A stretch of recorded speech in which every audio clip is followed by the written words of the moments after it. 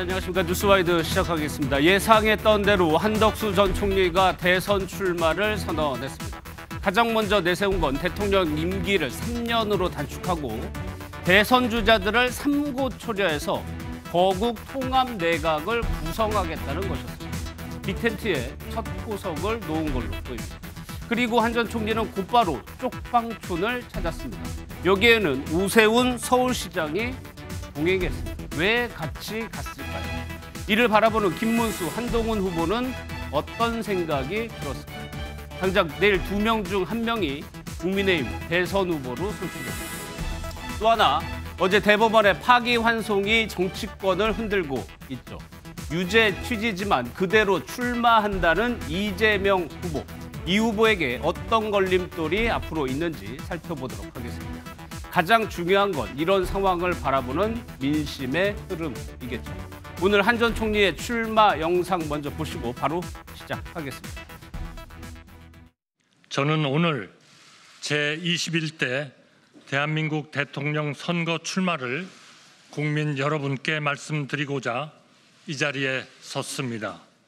취임 첫 해에 개헌안을 마련하고 2년 차에 개헌을 완료하고 3년 차에 새로운 헌법에 따라 총선과 대선을 실시한 뒤 곧바로 직을 내려놓겠습니다. 이제까지 많은 정치인들이 이런 말씀은 하셨지만 아무도 시행하신 분은 없습니다. 저는 3년 이상을 하지 않겠습니다. 3년 안에 제가 말씀드리는 모든 것을 이룰 수 있다면 저는 그 안이라도 기꺼이 하야하고 새로운 세대가 미래를 위해서 이끌어갈 수 있도록 그렇게 하겠습니다. 먼저 두 분과 함께 하겠습니다. 서정욱 변호사, 강성필 더불어민주당 부대변인 나오셨습니다. 어서 오십시오. 안녕하세요. 한덕수 전 총리가 대선 출마를 하면서 첫 번째로 강조했던 부분이 임기를 3년만 하겠다는 겁니다. 3년 후에 퇴임을 하고 개헌을 하겠다는 얘기인데 서정욱 변호사, 왜 이 임기 단축을 가장 먼저 꺼내 들었을까요? 한 총리는. 아마 근데 이거 한동훈 대표도 3년 하겠다 이렇게 이야기했거든요. 네. 아마 지금은 근데 이거 상당히 과도기다 보니까 개헌이 가장 화두가 됐습니다. 그런데 이 개헌을요 이제까지 그 정치인들은 기득권 때문에 불가능해요. 나는 5년 하고 나머지부터 줄이자 이러면 개헌이 안 되거든요. 누구 한 명이 희생을 해야 됩니다. 그래서 이제 이거 총선하고 대선 일치시킨다. 그러기 위해서는 이제 임기 단축이 필요한 거죠. 따라서는 개헌에 대한 이게 진정성을 확실하게 보여주기 위해서 임기 단축 카드를 꺼냈다. 이렇게 봅니다. 아니 그 얘기는 개헌에 대해서 국민적인 요구가 상당히 강해야 조금 효과적일 텐데 강성필 부대변인께서 그 정도의 우리 국민적 요구가 있다고 보세요? 물론 개헌에 대해서는 많은 국민들과 정치인 모두 다 동의하는 아젠다입니다. 그런데 저는 한덕수 권한대행 그리고 국민의힘에서 자꾸 임기 단축을 얘기하면서 개헌을 얘기하는 거는 아무래도 이번 조기 대선이 왜 열렸습니까? 윤석열 전 대통령의 불법적인 비상 개헌 때문에 국민 열세 4천억이 들어가서 이게 열린 거 아니겠습니까? 그런 나름대로의 염치가 있기 때문에 저는 5년 다 한다는 것은 조금 부담스러워서 저는 임기 단축을 한다고 저는 주장을 하는 것 같고요. 근데 이제 총선과 대선을 일치한다는 거 상당히 그럴듯해 보이잖아요. 근데 현실 정치하고 맞지 않습니다. 왜냐하면 대통령이라는 어쨌든 우리나라에서 제왕적인 어떤 권위가 있는 최고 권력자예요. 그러면 이 권력자가 2년마다 어떻게 됩니까? 심판과 평가를 받아야 됩니다. 그런 데서는 대통령에게 가장 큰 평가는 중간 평가는 아무래도 총선인 거예요. 그렇기 때문에 총선과 대선을 일치시킨다는 것은 그럴듯해 보이지만 현실 정치에서는 맞지가 않다. 이런 말씀 드립니다. 결국에 보수 진영의 후보가 결정이 되면 이 개헌 얘기가 분명히 화두에 오를 거예요. 이재명 후보는 아마 답을 해야 될 것 같습니다. 거기에 대해서 민주당은 어떻게 답할 걸로 지금 준비하고 있어요? 저희 같은 경우는 이제 4년 중임제를 지금 얘기를 하고 있습니다. 그리고 이제 4년 중임제와 함께 뭐가 중요하냐면 선거구제 개편이 중요한 겁니다. 중대선거구제를 하자는 것이죠. 그런 것이지 지금 뭐 개헌과 관련해서 민주당 특히 이재명 후보가 마치 소극적인 것처럼 이렇게 얘기를 하는데 전혀 그렇지가 않고 이 아젠다가 마치 또 국민의힘에서만 주장을 하는 것 같은데 앞서 말씀드렸듯이 국민의힘이 이번 선거에서 후보를 내는 것이 부담스럽기 때문에 그것을 우회적으로 어떤 책임지는 차원에서 임기 단축 그리고 개헌을 얘기하는 것이지 예. 저는 모든 정치인은 개헌에 대해서 관심을 갖고 동의하고 더 나은 방법을 찾고 있다는 점 말씀드립니다. 알겠습니다. 오늘 한 전 총리가 언급한 단어들을 한번 보도록 할까요? 개헌을 14번이나 언급을 했습니다. 국민 25번, 뭐 당연한 얘기겠죠. 통상도 9번을 언급했다는 거 보면은 본인의 강점을 조금 주력했던 것 같습니다. 시대를 11번. 또 하나 중요한 얘기가요. 거국 통합 내각을 만들겠다. 그러니까 대선 주자들을 삼고초려 해가지고 어떻게든 이거를 만들겠다고 얘기를 했습니다. 그 얘기 한번 들어보겠습니다. 새로운 정부는 한덕수 정부가 아닙니다. 좌우로 나뉘는 대신 오직 앞으로 나아가고 싶은 모든 사람의 정부, 바로 여러분의 정부입니다. 저에게 가차없이 쓴소리 하시는 분들, 대선 과정에서 경쟁하시는 분들을 한 분 한 분 삼고초려해 모시고 거국 통합 내각에 모시겠습니다. 자, 서 변호사님, 내각은 당선된 이후의 일이고 그 전이 아마 빅텐트가 될 겁니다. 지금 대선 경쟁자를 삼고초려하겠다고 했어요. 대선 경쟁자 누구를 지칭하는 겁니까? 아마 근데 그 김문수 후보 예. 1순위고요. 같이 이제 거의 뭐 DJP 연합처럼 그리고 이제 그 한동훈 또 이게 후보까지도 포괄할 수 있고 네. 그다음에 그 오세훈 시장 오늘 같이 갔지만 그다음에 그 원희룡 후보 예. 그다음에 유승민까지 우쪽으로는 이게 이렇게 포괄할 수 있는 거고요. 드림팀으로. 예. 우파 쪽으로는 그리고 이게 저쪽으로 진보 진영으로 가보면요. 아마 근데 이거 이낙연 전 대표 있죠. 예. 분들이 포용합니다. 그다음에 그 가능하다면 이준석 개혁신당 대표. 예. 그 외에도 이제 그 손학규, 정대철 이런 예. 식으로 이게 진보 보수를 망라해서 물론 이재명의 민주당 빼고요. 그까지는 대연정 그거는 현실적으로 어렵잖아요. 예. 그 빼고 여기 모든 보수와 진보 쪽으로 예. 포괄적으로 그 거국 내각을 구성한다. 저는 이렇게 숫자를 보고 있습니다. 서 변호사님이 언급한 인물 중에 조금 의아한 인물이 유승민 전 의원, 이준석 후보. 당장은 글쎄요, 지금 현상으로만 보면 여기에 들어갈 것 같지는 않아 보이는데 실질적으로 어떤 점진적인 움직임이 있는 겁니까? 그냥 희망사항입니까? 유승민 의원은 이제 뭐 당연히 뭐 모실 수 있는 거고요. 예. 그분은 이제 출마를 포기했기 때문에. 근데 이준석 대표는 이준석 본인은 아마 이게 거부할 겁니다. 예. 제가 이준석 대표하고도 이게 수시로 연락하는데 아마 이게 본인은 이번보다는 이게 차기를 노리잖아요. 그러면 이게 빅텐트 속으로 아마 이게 거부할 건데 그런 아마 가능성이 한덕수 있죠. 대행은 예. 어떻게든 이게 그 포용을 하기 위해서 노력을 한다. 예. 될지 안 될지는 모르지만 한덕수 대행이 의도는 이준석까지 껴안는다. 예. 이거는 이게 분명한 겁니다. 이게 시간이 지금 며칠 안 남았잖아요. 그거는 어떻게 보면은 후보로서의 정치력과도 직결되는 문제인데 어떻게 후보 본인이 하는 겁니까? 아니면 당에서 같이 하는 겁니까? 당연히 이제 뭐 같이 당하고 해야 되고요. 예. 그런데 저는 정치라는 게 살아 움직이는 생물이잖아요. 지금은 이제 무조건 안 한다. 이준석 대표 이러지만 예. 그러나 게 뭐 차기 서울시장을 이준석 주고 그다음에 대표를 한다든지 대통령하고 서울시장 자리가 또 있거든요. 오세훈 시장도 이제 그 4번 했어요. 예. 또 이게 다른 꿈이 있을 수도 있으니까 예. 뭐 또 경기도지사도 있잖아요. 본인이 동탄입니다. 예. 따라서 얼마든지 살아 움직이는 생물이기 때문에 이번에 이준석 대표가 당선 가능성은 없잖아요. 따라서 저는 경기도지사 자리나 얼마든지 협상 가능하다 봐요. 예. 여기에 이낙연 전 총리 들어가는 거 보셨죠? 지금 뭐 그런 보도들 나오고 있습니다. 실질적으로 진보 진영에서 이 빅텐트로 들어갈 사람들 규모 어떻게 보세요? 저는 진보 진영이라는 표현보다 탄핵에 찬성했느냐 반대했느냐 그런 의견이 저는 빅텐트를 치는데 중요한 기준이라고 생각을 합니다. 예. 그러니까 벌써부터 이낙연 전 총리도 이름 바꾸라고 하잖아요. 근데 사실 이름 바꾸라는 거는요. 이거 단일화 안 할 테니까 물어보지 말라는 거예요. 아니 어떻게 국민의힘으로서도 지금 이름을 바꾸겠습니까? 그런데 또 비굴하게 뭐라고 했습니까?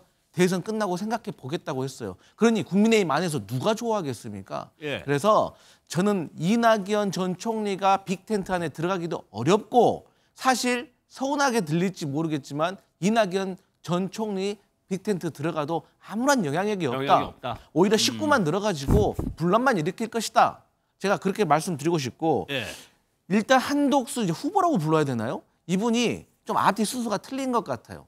거국 내각을 지금 얘기할 때가 아니에요. 예. 그거는 본인이 대통령 되고 나면 알아서 자연스럽게 하면 되는 거지 지금은 무소속 그냥 달랑 혼자 있는 분이에요. 예. 그렇기 때문에 본인이 그런 얘기 하시기 전에 국민의힘의 최종 후보가 결정이 되면 그 후보하고 단일화부터 할 생각을 해야 되는데 제가 장담컨대 단일화 안 될 겁니다.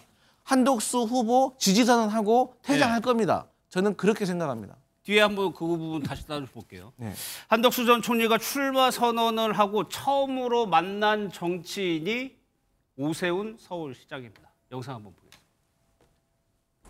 보겠습니다. 식당 예산 몇 군데씩 계약을 해가지고 그게 이제 쌓이면 용량은 안 좋지 않습니까? 그동안에 우리 시장님께서 내세웠던 어떤 약자와의 동행, 가시 성장 허락을 받아서 대폭 좀 포함을 좀 시켜도 되겠습니까? 물론입니다. 뭐 제가 출마는 못하지만 제가 준비했던 정책은 출마시키겠다 이런 얘기를 네, 하는 잘하셨습니다. 감사합니다. 잘하셨습니다. 이게 선점하시는 게 임자입니다. 우리 서울시가 하고 있는 여러 가지 시범 사업을 보면서도 역시 그런 쪽의 방향이 옳다. 보수의 가치와 약자와의 동행이라는 것이 조화를 이룰 수 있는. 한덕수 전 총리가 출마 선언을 상당히 꽤 오래 준비를 해왔을 거예요. 그러면 처음에 누굴 만나고 어디를 가는지도 고민을 했을 겁니다. 그 대상이 오 시장이었어요. 그 이유는 뭡니까? 지금 이제 그 가장 먼저 캠프에 그 보낸 사람은 원희룡 후보고요. 예.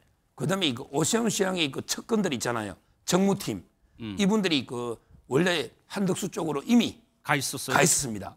그리고 이제 그 여의도의 맨하탄 21 사무실 있잖아요. 예. 이것도 이제 오세훈 시장이 구했다가 나경원 후보가 썼다가 이번에 한덕수 대행이 쓰거든요. 예. 따라서 아마 이게 그 추구하는 목표 비전이 비슷한 것 같아요. 예. 약자와의 동행 포함해서 예. 아마 이게 그 그래서 저는 원희룡 그다음에 그 오세훈 이런 데 후보들이 아마 전적으로 그다음에 윤상현 예. 그다음에 박수영 이런 분들이 그 한덕수 대행에 상당히 힘을 실어주지 않을까 예. 이렇게 지금 보고 있습니다. 그럼 오 시장도 그렇게 화답을 한 겁니까? 아니면 미리 기대하는 거예요? 아니, 제가 알기 아는 그 정무팀의 예. 핵심들이 이미 한덕수 지지 쪽으로 오래전에 불출마할 때부터 저는 지원한 걸로 제가 알고 있습니다. 그러면 또 일각에서는 오세훈 시장이 이준석 후보하고도 가깝고 중도층의 소구력이 있으니까 빅텐트를 치는 데 있어서 어느 정도의 가교 역할을 할 것이다. 이런 관측도 나오던데 그 부분은 어떻게 진행되고 있나요? 그렇습니다. 지금 이제 그 가장 빅텐트의 설계자는 오세훈 시장으로 봐야 됩니다. 설계자를? 예. 예. 왜 그러냐면 이게 그 가장 핵심은 이준석 대표거든요. 실질적으로 이게 표가 몇 프로도 표가 있는 거는 이준석 대표잖아요. 그런데 오세훈 시장하고 이준석 대표는 이게 오랜 신뢰가 있습니다. 당대표 할 때부터. 예. 그다음에 서울시장 할 때도 이게 이준석 대표가 적극 도왔거든요. 예. 그래서 아마 이제 그 이준석 대표하고 한덕수 대행 빅텐트의 오세훈 시장이 저는 큰 역할을 할 거다 이렇게 봅니다. 그게 상대가 이준석 후보라는 말씀이시죠. 또요, 바로 한덕수 전 총리는 이제 쪽방촌을 들렀다가 바로 호남으로 갑니다. 근데 호남을 두고 호남 출신이다 아니다 뭐 좀 논란이 있기도 했었죠. 그 영상도 한번 보겠습니다. 제가 대통령으로 출마를 선언한 첫날에 제가 광주에 5.18 묘지를 가야 되겠다. 그렇게 제가 마음을 먹고 준비를 한 겁니다. 저희 기본적인 마음은 우리가 5.18에 대한 그것이 가지는 우리나라 전체 국민들의 통합 이런 것에 대해서 의미하는 바가 매우 크다고 생각하기 때문에 당연히 대통령이 되겠다는 그런 생각을 했다면 인식과 배려 이런 그 자세가 좀 필요하지 않나. 후보자님을 다 서울 분으로 알고 계시고 전라북도 전주 분이라고 나중에 김대중 정부에 들어서 말씀하셔서 깜짝. 언젠가는 원적과 본적을 같이 쓰게 돼 있었는데요. 어느부턴가는 본적만 쓰게 돼 있고 원적이 전주고 본적이 서울입니다. 어머님께서 제가 그 어렸을 때 가족들이 다 오면서 서울로 옮기셨어요. 언제 후보자 스스로 서울이라고 해달라라고 그런 요청하시거나 적은 확인한 적은 절대로 없습니다. 한 번도 없고.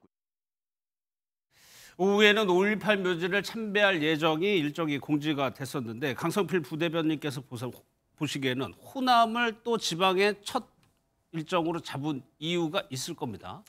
아무래도 지금 한덕수 후보가 출마하기 직전에 야당 지지자로부터 질문을 받은 게 3가지가 있습니다. 예. 그 첫 번째가 방금 말했던 당신 YS 정부 때는 서울 출신이라고 하고 DJ 정부 때는 전주라고 했던 거 아니야? 과거에 민선 1기 단체장이 아니 전주에 예산이 부족해가지고 기재부에 쭉 전주 출신을 찾아봤더니 한덕수가 있더라. 그래서 내가 한덕수한테 가서 좀 도움 요청했더니 저 전주 사람 아닙니다. 이랬다는 말이 돌고 있기 때문에 예. 여기에 대해서 조금 해명을 하려고 하는 혹은 또 해명을 넘어서 친화적으로 보이려고 하는 그런 제스처라고 저는 생각을 하는데 예. 이건 어떤 정서적인 문제이기 때문에 사실 이렇게 한 번 간다고 해서 해결될 일은 아닙니다. 예. 하지만 방금 한덕수 후보가 방금 말했듯이 대통령이 되려고 하는 사람이기 때문에 5.18에 대한 인식, 배려 이런 것들에 대해서 보여주는 것이 중요하다라는 점은 제가 평가하겠습니다. 근데 다른 지역 뭐 이재명 후보가 경선하면서 모든 지역에서 뭐 몰표를 받긴 했지만 호남 지역에서 조금 떨어졌었나요? 제 누가 이재명 후보가 경선에서 득표율이 득표율이요? 예. 아닙니다. 이번에는 거의 비슷했었나요? 네네 이번에는 그럼 좋았습니다. 앞서 그 점심에서 이정현 전 새누리당 대표가 옆에 호남 네, 사람이고 맞습니다. 그렇다면 호남 분들이 이 한덕수 전 총리를 봤을 때 어떻게 좀 느낄 거라고 보세요? 뭐 제가 이제 호남을 대변할 수는 없지만 예. 저도 이제 호남 사람이기 때문에 또 제 가족들도 호남에 다 있기 때문에 민심을 들어보면 예. 사실 이제 호남민으로서는 이 한덕수 개인에 대한 평가보다는 지금 현재는 민주당이 이 잘못됐던 윤석열 정부를 심판할 수 있는 유일한 대한민국의 세력이라고 생각을 하는 겁니다. 그러니까 예를 들어서 뭐 이 얘기 들으면 또 이재명 후보 서운할 수도 있겠지만 예. 호남에서 이재명 후보에게 압도적인 지지를 보내주고 있는 건 사실입니다. 하지만 압도적인 지지를 보내주고 있는 분들의 생각은 여러 갈래가 있습니다. 그중에는 정말 이재명이 좋아서 또 어떤 분들은 내가 이재명을 좋아하진 않지만 당신이 민주당의 후보자라서 또 어떤 분들은 민주당만이 제가 앞서 말씀드렸듯이 이 내란 동조 세력을 종식시킬 수 있다라고 믿기 때문에 여러 가지 어떤 마음이 합쳐진 거거든요. 예. 그런 차원에서 이 한덕수라는 사람에 대한 호불호도 분명히 있겠지만 이 한덕수라는 사람이 과연 진보 성향으로 나오는가 아니면 우파 성향으로 나오는가 혹은 내란의 공범 세력으로 나오는가 아닌가에 대해서 호남민들은 평가를 할 것이다. 그렇게 생각합니다. 알겠습니다. 내일이면 국민의힘의 최종 대선 후보가 결정이 됩니다. 지금 김문수 후보하고 한동훈 후보 남았어요. 한덕수 대행의 이제 출마가 본격 오늘 시작이 됐고 여기에 대법원의 파기환송 취지에 새로운 변수가 있는 상황입니다. 일단 한덕수 대행과 단일화 문제만 보면 김문수 후보하고 한동훈 후보가 약간 좀 결이 다르거든요. 지금 이제 그 김문수 후보는 동그라미를 들었죠. 예. 토론할 때. 근데 이거 한동훈 후보는 세모처럼 X는 아닌데 예. 세모처럼 이게 약간 애매하게 이야기를 했고요. 아마 이제 김문수 후보는 일관되게 한덕수 대행과 단일을 하겠다. 처음부터 그랬죠. 처음부터 그랬고요. 예. 지금 이제 이거 한동훈 후보 측은 오히려 이제 이거 한덕수 대행에 대해서 이거는 이제 김덕수가 아니고 윤덕수다. 윤덕수, 예. 윤석열 이렇게 똑같다. 이런 식으로 이렇게 공격을 하고 있거든요. 그래서 아마 이제 그 한동훈 후보가 단일화되면 대표가 되면요, 후보가 되면 예. 아마 이게 그 단일화가 쉽지 않을 거고 김문수 후보가 되면 이게 그 정광석과처럼 예. 내일부터요 후보가 될 때 시한이 없어요. 최소한 이게 7, 8일까지는 해야 됩니다. 예. 왜 후보 등록은 10일, 11일인데 문제는 이게 비용이 많이 들어요. 7, 8일 되면 이게 홍보물도 만들고 그다음에 유세차도 계약을 해야 됩니다. 따라서 이게 그 늦어질수록 서로 양쪽에 비용이 많이 들거든요. 저는 빨리 한 3, 4일 이내에 예. 정광석과처럼 여론조사나 이렇게 그 김문수 후보가 되면 단일화가 돼야 된다. 이렇게 보고 예. 아마 김문수 후보는 아직도 이게 적극적이고 또 캠프에 그 윤상현, 박수영, 나경원 이런 분들이 다 단일화를 전제로 캠프에 예. 많이 들어왔거든요. 저는 신속하게 될 걸로 봐요. 아니 그런데 어제 대법원이 파기환송을 하면서 김문수 후보 측의 분위기가 조금씩 달라지고 있다는 보도도 나오고 있잖아요. 오히려 김문수 후보가 주도권을 가지고 가야 된다. 당연히 이렇게 단일화가 되는 것처럼 가는 건 안 좋다는 의견이 나오고 있다면서요. 근데 물론 이제 그 유죄 취지로 파기환송된 게 예. 근데서 그 갑자기 뭐 이재명 후보가 갑자기 뭐 경쟁력이 확 떨어져가 누가 넣어도 된다. 이렇게 볼 수는 없잖아요. 예. 아무래도 이제 그 유죄 취지니까 실제 중도층에서 약간 이탈이 있지 않겠냐. 따라서 이게 그 무조건 양보는 없다. 예. 김문수 후보 측도 내가 무조건 불쏘시개로 양보하는 게 아니다. 그러니까 공정한 경쟁을 통해서 이게 정하자 이런 입장이에요. 따라서 이제 뭐 단판으로는 쉽지 않을 거고 네. 제 생각에는 이게 여론조사가 얼마든지 요즘 문항도 다 이미 단일화 경험이 많잖아요. 예. 삿바싸움 할 이유가 없어요. 그런데 이게 적절한 문구로 여론조사기 몇 개 업체 이틀 정도 하면 예. 그 전에 토론 한번 하고요. 저는 한 4, 5일이면 충분히 가능하다 이렇게 봅니다. 그것도 김문수 후보가 주장하는 내용이죠. 여론조사. 강성필 부대변께서는 어떻게 보고 계세요? 이 단일화. 단일화는 제가 말씀드렸지만 어려울 겁니다. 왜냐하면 국민의힘 후보하고도 어려울 것이다. 네, 맞습니다. 예. 그러니까 이제 한덕수 후보의 출마 이유와 배경에 대해서 생각을 해보면 한덕수를 출마시키려고 했던 세력이 뭘 원하는지를 봐야 됩니다. 예. 그러니까 그 이유까지 너무 복잡해지니까 각설하고 어쨌든 간에 한덕수가 혼자 출마한 게 아닙니다. 자기 나름대로 자기를 추대했던 사람들이 있는데 예. 그들의 어떤 원하는 것을 과연 김문수가 들어줄 수 있을까? 김문수도 들어줄 수 없을 겁니다. 그렇기 때문에 한덕수 측과 이 김문수 측과의 갈등이 생길 수밖에 없는 겁니다. 그런데 그 전에 예. 언제냐? 이재명 후보의 파기환송이 되기 전에는 비교적 그래도 이게 말랑말랑하게 될 가능성이 높았습니다. 예. 그런데 아무래도 국민의힘 당원이나 지지자, 특히 김문수 캠프 측에 있는 사람들은 어제 이재명 후보의 파기환송 결과를 보면서 예. 야, 이거 우리 해보면 이기겠는데 이런 희망을 갖게 될 거예요. 그렇기 때문에 호락호락하게 한덕수에게 넘겨주지 않을 것입니다. 그러면 둘 다 서로 대통령이 되려고 하는 사람들인데 여론조사를 하는 과정에서 당원 만들 것이냐 아니면은 뭐 여론조사로만 할 것이냐, 이거 한덕수 후보에게 상당히 중요한 문제입니다. 예. 왜? 본인이 호남 출신이라고 생각하고 호남에서도 표를 가져올 수 있기 때문에 역서택 반지하자고 하면 싫어할 겁니다. 경력을 쓸 때도 3줄만 쓸 것이냐 5줄 쓸 것이냐, 이 경력 한 줄도 10자 이내로 할 것이냐, 이거 단일화 안 해본 사람은요, 실무 안 해본 사람은요 몰라요. 얼마나 이게 지루지난한 건지. 그래서 그렇게 시간이 가다 보면은 예. 결국에는 시간은 무소속 후보가 아니라 국민의힘 후보의 유리하게 흘러갈 것입니다. 예. 그렇기 때문에 저는 결국에는 한덕수 후보가 지지선언하고 끝나는 경우가 생길 것이다. 저는 그렇게 봅니다. 아니 거기 지금 한덕수 전 총리 캠프에 이미 뭐 국민의힘 인사들이 가 있다고 하니까 그 부분은 다른 단일화보다는 빨라질 수도 있을 것 같은데 앞서 한동훈 후보가 됐을 때는 단일화가 안 될 가능성이 있다고 하셨어요? 예, 그렇습니다. 아마 이제 그 한동훈 후보 측에서는 한덕수 대행을 윤석열 정부의 그 아마 공범 정도로 예. 거의 민주당이 보듯이 내란 총리 아니냐 뭐 이런 이제 시각을 가지고 있는 것 같아요. 따라서 이제 그 한동훈 대표가 이제 후보가 되면 저는 어렵다고 보고 있고, 근데 문제는 이제 김문수 캠프에 가 있는 의원들 있죠. 예. 이분들이 다 원래 한덕수 대행과 단일화를 주장하던 분들이에요. 순수하게 김문수 후보만 돼야 된다. 지지에 간 사람은 안 많아요. 그거는 이제 뭐 예. 김재원 최고나 몇 명의 참모진은 있지만 대부분 보세요. 박수영 의원도 원래는 한덕수 추대 단일화 논자인데 가 있잖아요. 그다음에 윤상현 의원도 대표적으로 한덕수 지지자들입니다. 예. 따라서 김문수 후보 입장에서 단일화를 안 하려 하면 다 이게 대거 이탈해 버립니다. 현역들이. 왜? 한덕수 단일화를 이게 전제로 김문수 지지로 가 있기 때문에 처음부터 이게 죽어나 사나 김문수다. 예. 이런 의원은 몇 명 안 돼요. 거기서 이렇게 의견이 나뉘는군요. 그 거의 나뉜 분도 없어요. 제가 여기 무조건 김문수가 해야 된다. 예. 이런 게 현역이 거의 없습니다. 대부분 이게 한덕수하고 힘을 합쳐야 된다. 예. 이게 친윤의 일반적 의견이고요. 그건 뭐 윤 대통령도 마찬가지라고 저는 생각하고 있거든요. 예. 따라서 이제 그 무조건 단일화를 김문수 후보가 안 할 수가 없는 예. 이런 상황으로 이게 갈 겁니다. 근데 내일- 과거에 예.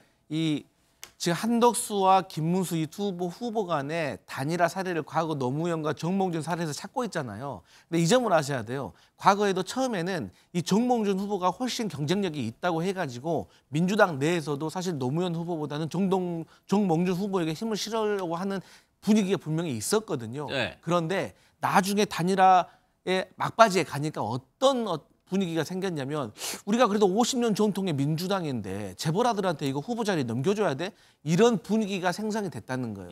마찬가지로 오늘 다른 얘기지만 김종인 전 비대위원장도 그런 비슷한 얘기를 했어요. 나중에 상황이 막상 벌어지면 국민의힘 후보 중심의 단일화로 가는 게 정상입니다. 예. 이 당인이라면. 그래서 어떤 분위기와 갈등이 벌어질지 모른다. 이런 말씀. 아니 그러면 내일 뭐 물론 결과를 봐야 되겠지만 만약에 한동훈 후보가 된다면 그러면 어떻게 되는 거예요? 국민의힘 보수 진영의 대선 후보는? 그런데 그러면 저는 대분열로요. 아마 이제 그 한동훈 후보가 되면요. 윤 대통령부터 인정을 안 할 겁니다. 저는 예. 아직도 윤심이 친윤이 압도적인 다수거든요. 강하다고 보세요? 그렇죠. 지금 이게 의원들은 특히 친윤이 많잖아요. 예. 그러면 아마 이게 보수 후보가 대분열 될 걸로 봐요. 그래요? 만약에 그러다면 이제 한덕수 대행이 무소속으로 나올 겁니다. 신당은 이게 좀 힘들 거고. 예. 그럼 이게 이재명, 그다음에 한덕수 무소속, 그다음에 한동훈 이렇게 대분열로 아마 어부지리로 이재명 대표가 이게 될 가능성이 많다. 그런데 문제는 한동훈 대표가 저는 후보가 될 가능성은 낮다고 봐요. 개인적인 생각이시죠? 예. 그건 왜 그러냐면 이게 아직도 김문수 지지율하고 비교하면 안 되고 예. 김문수, 한덕수 합친 지지율이 이게 김문수 표입니다. 예. 왜? 한덕수 지지하는 분들은 국민의힘 경선 내에서는 김문수를 지지해야 단일화 되잖아요. 따라서 이게 그 표 계산할 때 한덕수, 김문수를 합친 여론조사를 비교해 보면 아직 많이 앞서고 있는 거예요. 알겠습니다. 내일 결과를 한번 지켜보도록 하겠습니다. 한동훈 후보와 김문수 후보도 이 부분에 대해서 언급을 했는데 특히나 한동훈 후보가 좀 거친 표현을 썼네요. 개싸움에서 이길 사람은 나밖에 없다라고 했는데 영상을 좀 보겠습니다. 김문수 후보님 계시고 오늘 한덕수 전 총리가 출사표를 냈더라고요. 지금 이 절체절명의 개싸움에서 이재명 민주당을 꺾을 수 있는 분들은 아닙니다. 여러분께 흙탕물 튀지 않게 하겠습니다. 그 흙탕물 제가 다 맨 앞에서 맞으면서 진흙탕 속에서 저 막가파들과 개싸움에서 이기겠습니다. 이번 선거는 국민이 하는 것이고 당원들이 하는 것이고 지지자들이 하는 겁니다. 그 뜻에 따를 겁니다. 다만 우리 당은 대통령 후보가 선출되면 그 후보 중심으로 이기는 길로 갈 겁니다. 선언 하셨으면 내가 그걸 보고 확인을 해서 먼저 빠른 시간 내에 한번 보든지 또 서로 소통을 해서 대책을 세우도록 하겠습니다. 저는 이제 아직까지는 공식 후보가 아니라 내일 오후 3시에 내일 3시에는 아마 우리 국민의힘의 공식 후보가 되지 않겠나 이렇게 기대하고 있습니다. 그런데 그때 되면은 좀 더 책임 있는 말씀을 드리겠습니다. 후보가 되면 빠른 시간 내에 한 전 총리와 소통을 하겠다라고 했는데 강성필 부대변인께서 아까 한동훈 대표가 개싸움이라는 표현을 썼는데 진흙탕 싸움을 얘기하는 것 같아요. 거기에 상대할 수 있는 건 나다라고 강조를 했었거든요. 한덕수 전 총리 같은 관료 출신이고 김문수 후보 같은 경우도 글쎄요. 싸움꾼의 이미지는 아니었고요. 그걸 좀 소구하는 것 같아요. 한동훈 후보는. 저는 이제 그렇게 측면으로 분석할 수도 있지만 확실히 우리 서 변호사님이 말씀하셨던 것처럼 한동훈 후보 캠프 내에서도 본인들이 김문수에게 뒤지고 있다라고 평가하고 있는 것 같아요. 위기감이 있을 위기감입니다. 것이다. 예. 그러니까 우리가 선거를 하다 보면 1등 전략, 2등 전략, 그리고 3등 전략까지 있습니다. 예. 1등 전략은요. 득점하려고 노력하는 게 아니라 실점을 하지 않는 게 지키는 중요합니다. 거죠. 그렇기 때문에 정책에 대해서 얘기합니다. 여유가 있는 거죠. 그런데 2등을 넘어서 3등이 되잖아요. 그러면은 극단적인 노이즈 마케팅이 아니면 뒤집을 수가 없습니다. 그렇기 때문에 저렇게 개싸움이라는 보수 정당의 대통령 후보로서 어울리지 않는 극단적인 단어를 쓰는 거예요. 예. 나는 다르다. 이재명 같은 뭐 이렇게 실용, 싸움꾼, 나 막살 사람은 나밖에 없다. 예. 그러면서 상대적으로 좀 노세한 이미지를 부각시키려고 하겠죠. 그런데 그러니까 또 김문수 후보 그러잖아요. 한덕수 후보와 단일화를 잘할 수 있는 사람은 나다.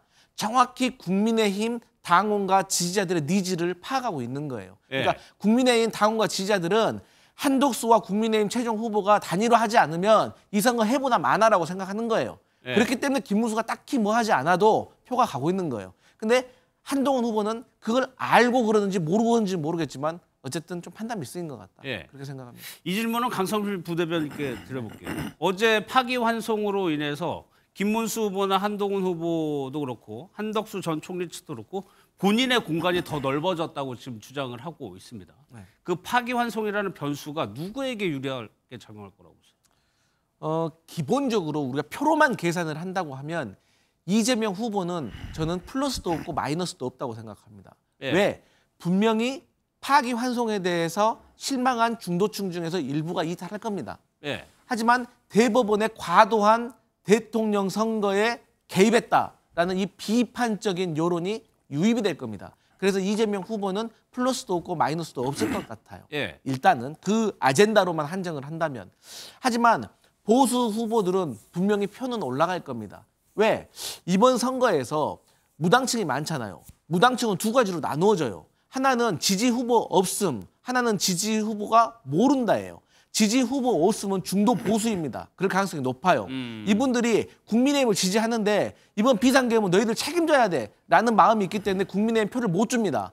하지만 그런다고 해서 민주당 뽑아주고 싶지는 않은 거예요. 그래서 지지 후보 없음인데 이분들이 오히려 파기환송이 됐기 때문에 아, 나 이번에 투표해봐야겠다. 예. 내가 투표하면 이길 수도 있겠네라는 마음을 가져서 보수의 볼륨이 조금 커질 수는 있습니다. 예.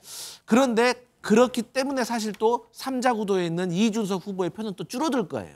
예. 국민의힘에게 실망하고 민주당도 싫은 사람이 이준석을 지지하거든요.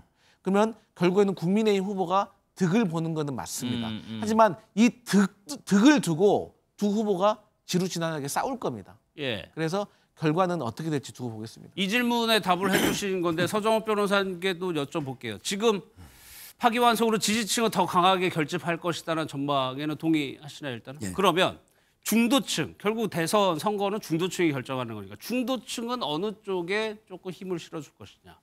아마 저는 이제 이거 파기환송되는 게 이거 한덕수 대행한데요. 오히려 이제 이거 상당히 좀 플러스 효과가 있을 것 같아요. 한덕수 대행한테. 예, 한동훈 후보보다는 그는 이제 왜 그러냐면 아무래도 이게 이거 한덕수 대행이 이미지가요 상당히 중도에서 진보까지 있고요. 예. 그다음에 지역적으로 되게 호남에 좀 이게 겹치 있거든요. 가장 이게 저는 수혜를 본다 봐요. 예. 왜 그러냐면 이게 그 이재명 후보 저는 중도나 이쪽에서 이게 많이 이탈할 겁니다. 이번에 그 왜 대통령 선거하면 뭐하느냐? 바로 이게 한두 달 뒤에 또 재선거해야 되는데 재판이 중단되는 사법 쿠데타를 하기는 어렵거든요. 예. 따라서 저는 아마 그 이재명 후보를 약하게 어쩔 수 없이 대세를 인정했던 중도 이 층이 상당히 이탈할 거다.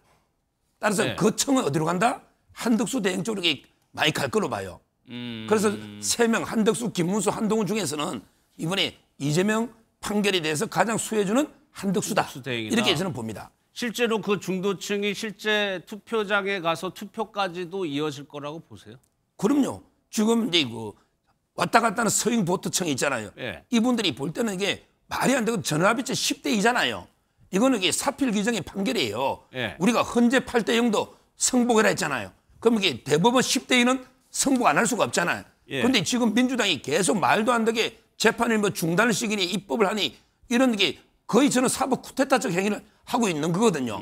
이걸 이게 중도층이 심판한다니까요.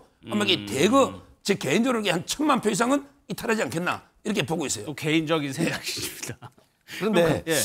지금 국민의힘에서 조금 착각하고 있는 게 뭐냐면 이재명 후보를 지지하고 있는 중도층이 이재명 후보 처리를 지지하잖아요. 그럼 그게 왜 국민의힘에 간다고 장담을 하죠? 그거는 이준석 후보한테 갈 수도 있는 거고 예. 사표가 될 수도 있는 거예요. 제가 왜 그렇게 주장을 하냐면 지금 우리가 전체적인 여론을 보면 비상계엄이 있은 지금 그때부터 지금까지 단 한 번도 국민의 여론이 불법 비상계엄이 잘못됐다는 여론이 컸지 그 잘못된 게 아니라는 편이 더 큰 적이 한 번도 없어요. 예. 탄핵을 해야 된다는 여론이 항상 컸지 탄핵에 반대한다는 여론이 큰 적이 없어요. 예. 이건 뭘 뜻하냐? 극적으로 보수를 지지하는 분들 빼놓고는 비상계엄 잘못됐다는 거예요. 예. 그런데 그럼 비상계엄과 좀 상관이 없고 자유로운 사람들이 나와서 국민의힘 후보로 뛴다고 하면 그런다면 제가 찬성을 동의를 하겠는데 한덕수 후보가 비상계엄으로부터 자유롭습니까? 김문수 후보가 자유롭습니까? 그렇기 때문에 저는 중도층이 그러니까 여전히 탄핵 구도가 강하다는 말씀. 네, 그렇습니다. 알겠습니다. 그렇다면 어제 파기환송으로 인해서 정치권이 좀 많이 출렁이고 이쪽 국회랑 정치권 상황을 살펴볼 텐데 먼저요. 강금실 민주당 총괄선대위가 어제 대법원 판단을 상당히 비판을 했습니다. 그 내용부터 보도록 하겠습니다. 어제 대법원장 판결이 굉장히 충격을 줘서 저는 개인적으로는 조희대 대법원장과 동기입니다. 연선 동기이고 그래서 한 말씀 드리지 않을 수가 없어서 조희대 대법원장은 규정과 관례도 무시하고 9일 만에 단 2번의 합의로 무죄 원심을 깼습니다. 대법원장이 직권으로 전원합의체 해부를 했고 그대로 놓아두면 기각될까 오래된 것 아닙니까? 의심하지 않을 수 없습니다. 네, 박주희 변호사님 나오셨는데 일단 지금 대법원에서 서울고법으로 기록이 왔다고 해요. 그러면 이제 재판부 배당하고 그 속도가 다 평소에 재판하고 빠른 겁니까? 좀 느린 겁니까? 굉장히 빠른 겁니다. 통상 파기환송 판결이 나왔을 때 재배당하는 사건 같은 경우는 통상 기록 자체가 송부하는데 1주에서 2주 정도 걸립니다. 그런데 어제 판결이 있었는데 오늘 기록을 송부했다라는 거는 다른 사건에 비해서 굉장히 빠르게 진행되고 있다. 이렇게 해석을 하시면 될 것 같습니다. 그러면 재판부 배당도 더 빨리 할 수 있다는 네, 건가요? 재판부도 지금 아마 형사 7부에 배당될 것으로 아마 추정을 하고 있는데요. 예. 왜냐하면 서울고법에 선거 사건을 전담하는 부가 3부가 있습니다. 2부, 6부, 7부가 있는데 이전 사건 같은 경우는 6부에서 진행이 됐었는데 이 파기환송심을 했을 때는 사실은 이전 재판부에서는 배당을 하지 않습니다. 예. 재배당을 하지 않기 때문에 그 해당 재판부의 대리부에 배당이 되는데 6부의 대리부가 7부이기 때문에 지금 7부에 배당될 것으로 지금 추측이 됩니다. 예, 그러면 바로 공통 질문을 드려볼게요. 이 파기환송심이라고 하죠. 이 결과가 대선 전에 나올 것이냐, 대선 후에 나올 것이냐. 일단 서정욱 변호사도 법조인이시니까. 저는 이제 그 파기환송심은 당연히 대선 전에 나오고요. 예. 다만 이게 또 재상고를 할 수가 있잖아요. 근데 대법원 판결까지는 대선 전이 현실적으로 쉽지는 않다. 이렇게 보고 있는데. 그러니까 확정 판결은 힘들다. 예, 또 대법원에 5심제가 되는 거, 5심제가. 예. 그러니까 이번에 이거 오늘 기록 돌려받았잖아요. 그러면 이게 아마 바로 부가 오늘 지정된단 말이에요. 예. 그러면 이게 바로 이재명 대표한테 특별 송달을 한다고요. 예를 들어 국회의원회관이나 당대표실로 인편으로 갖다 주면 돼요. 예. 폐문부제라 안 받았더라도. 그리고 이게 항소심은 항소 이유서를 낼 필요가 없어요. 파기환송이기 때문에 새로 낼 필요가 없죠. 예. 그다음에 선거법은 기일 전에 한 번 안 놓으면 그다음에 골석 재판할 수 있다고 법에 돼 있습니다. 아마 이재명 대표가 한 번 안 놓겠죠. 예. 다음 주에 기일 정하면 그러면 이게 바로 그냥 2, 3일 뒤에 정해서 양형만 하면 되는 거예요. 예. 유무죄를 이게 판단할 필요가 없죠. 따라서 저는 항소심에게 무조건 대선 전에 나온다. 근데 문제는 이제 그 판결에 또 불복할 수가 있잖아요. 예. 그러면 상고 기한이 일주일이거든요. 요거를 끄는데 문제는 상고 이유서를 20일 내에 보통은 내는데 근데 상고 이유가 없잖아요. 여기 형량을 정하면 이미 전합의체 판결 끝났잖아요. 따라서 저는 20일 기다려줄 필요 없이 대법원이 비상 상황이라 보면 대법원까지도 대선 전에 나올 수도 있다. 예. 근데 통상적으로는 이제 그 상고 기한 일주일, 그다음에 이유서 20일, 27일이니까 잘 안 논다고 보잖아요. 근데 저는 20일은 반드시 지켜야 될 기한이 아닙니다. 예. 아무 상고 이유가 없잖아요. 이게 마지막이잖아요. 그럼 이게 대법원이 바로 선고해버리면 되는 거예요. 그럼 박주희 변호사께서는 어떻게 보세요? 사실 그 좀 굉장히 빨리 진행을 하면 절대적으로 불가능한 건 아닌데요. 예. 통상적인 절차와 비교를 했을 때는 과연 가능할까 이런 생각이 듭니다. 왜냐하면 지금 서 변호사님께서도 말씀해 주셨지만 원심 재판이 다시 진행이 되는 것이기 때문에 항소 이유서를 제출하거나 아니면 소송 기록 통지를 피고인한테 해줄 필요는 없습니다. 바로 재판기를 열면 되는데요. 문제는 이제 첫 기일날 사실 선고는 할 수는 없잖아요. 네. 그렇기 때문에 최소 재판은 2번은 열어야 되는 거죠. 그렇게 되면 그런데 재판기를 정하고 나면은 피고인 절차적인 권리를 위해서 일주일 정도 통지를 하게 됩니다. 근데 네. 통지를 하는 데까지 사실 일주일 정도 걸리는데 2번의 재판을 잡는다라고 했을 때는 그 사이에 2주가 사실은 소요가 되는 부분이죠. 네. 그렇기 때문에 굉장히 조속하게 처리를 한다라고 했을 때 해도 통상적인 재판 절차랑 비교를 했을 때 과연 한 달 안에 이 파기환송심 결과가 나올 것이냐 이 부분에 대해서는 사실 조금 의문은 있습니다. 그러니까 방어권 보장도 해야 되는 거니까요. 강성필 부대변인 당에서는 어떻게 보고 있습니까? 사실 저희가 3월 26일 날 이재명 후보의 사법 리스크가 해소됐다라고 판단을 했던 것이 예.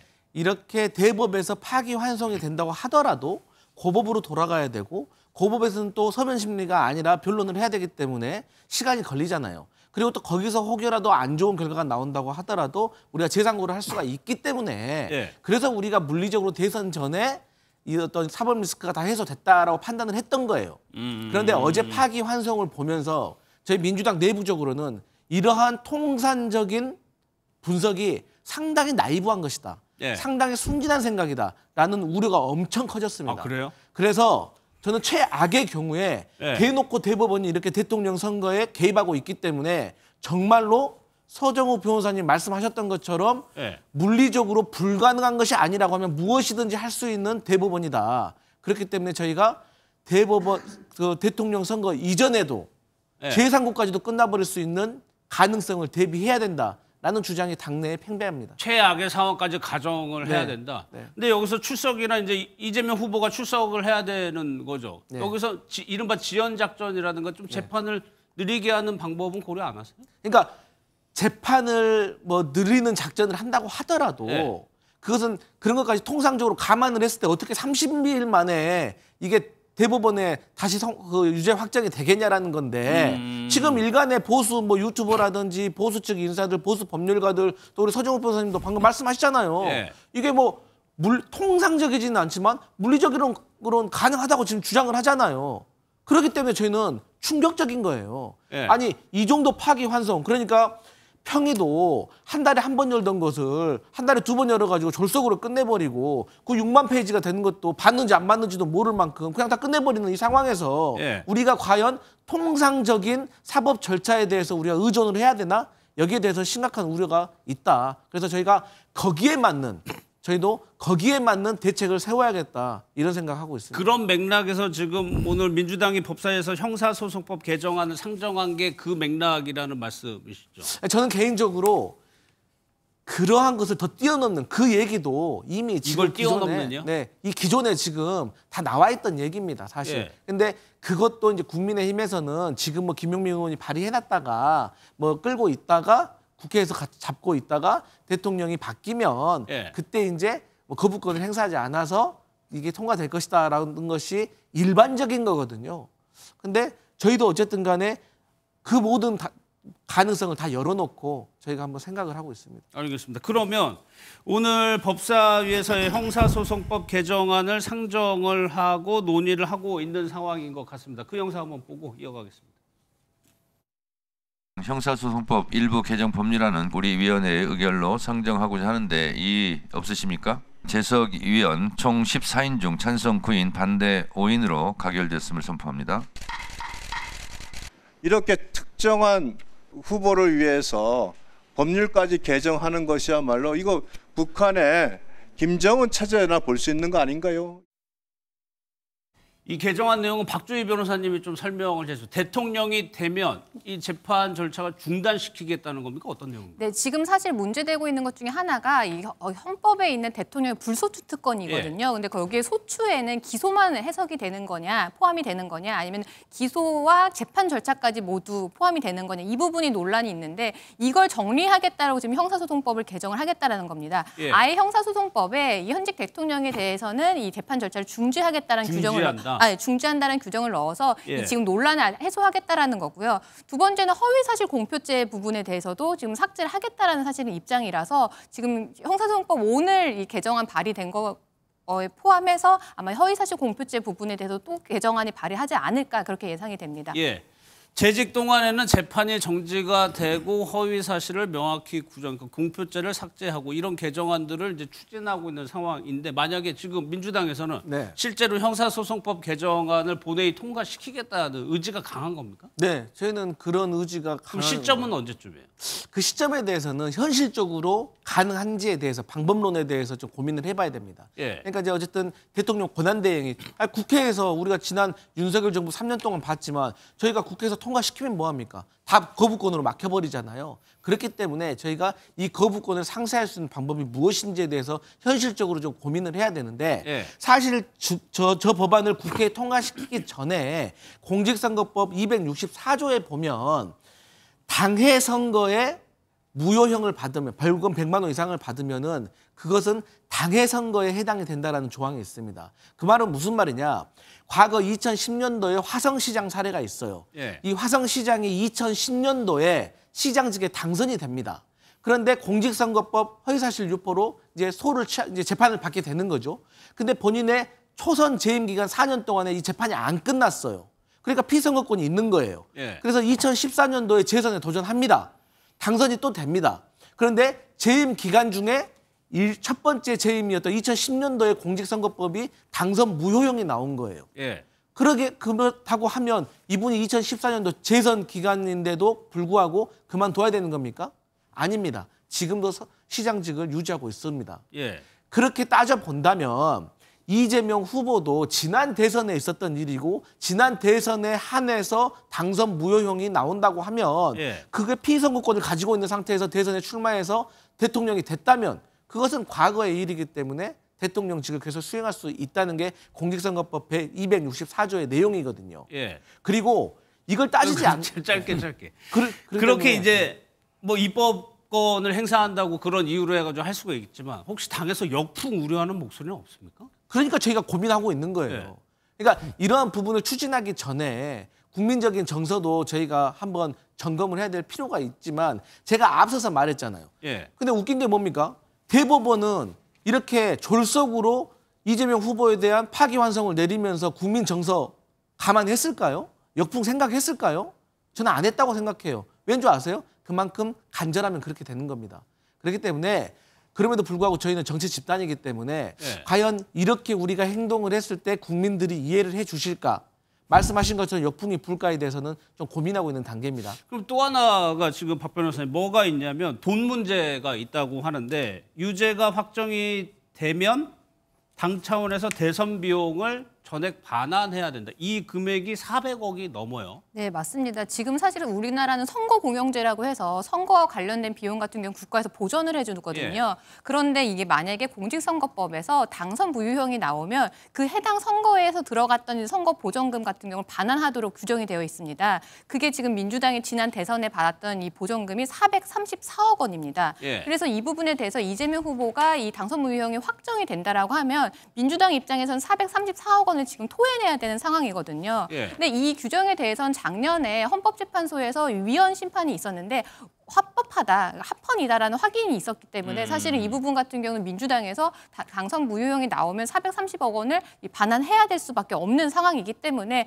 이런 구제책을 지금 모색하고 있는 것으로 보입니다. 이게 돈이 뭐 작은 금액이 아니기 때문에 현실적인 문제가 당이 뭐 그렇게 돈이 많은 것도 아니고 그러면 국민의힘에서는 이 사항을 이렇게 진행하고 있는 거에 대해서 지금 어떻게 대응하고 있어요? 지금 이제 그 국회 입법부라는 게 어떤 이게 특정 범죄 혐의자 피고인을 이렇게 방탄하기 위해서 입법권을 이렇게 남용하고 있는 거 아닙니까? 이거는 이제 정말 말도 안 되는 게 법치 유린이다 이렇게 보고요. 상식적이라면 후보를 대법원 전합제라는 게 유죄 끝난 겁니다. 1심 판결 들어준 거예요. 형량도 이게 징역 1년의 집행유예 끝난 겁니다. 이러면 이게 안 노는 게 맞아요. 그런데 이번에 나오잖아요. 또 이게 저는 1,000억 물어내는데 막 1,000억. 왜요? 저번에 434억 물어내려고요. 이번에 또 나라에서 보조받을 거 아닙니까? 근데 이번 선거도 재선거에 되면 무효가 되거든요. 그러면 그것도 반환이 되잖아요. 1,000억이라고 저는 봅니다. 법리적으로. 그것도 설 변호사님 생각이시죠? 아니 저번 434억은 이설이었고 근데 이번에도 국고 보조가 한 500억 가까이 나올 겁니다.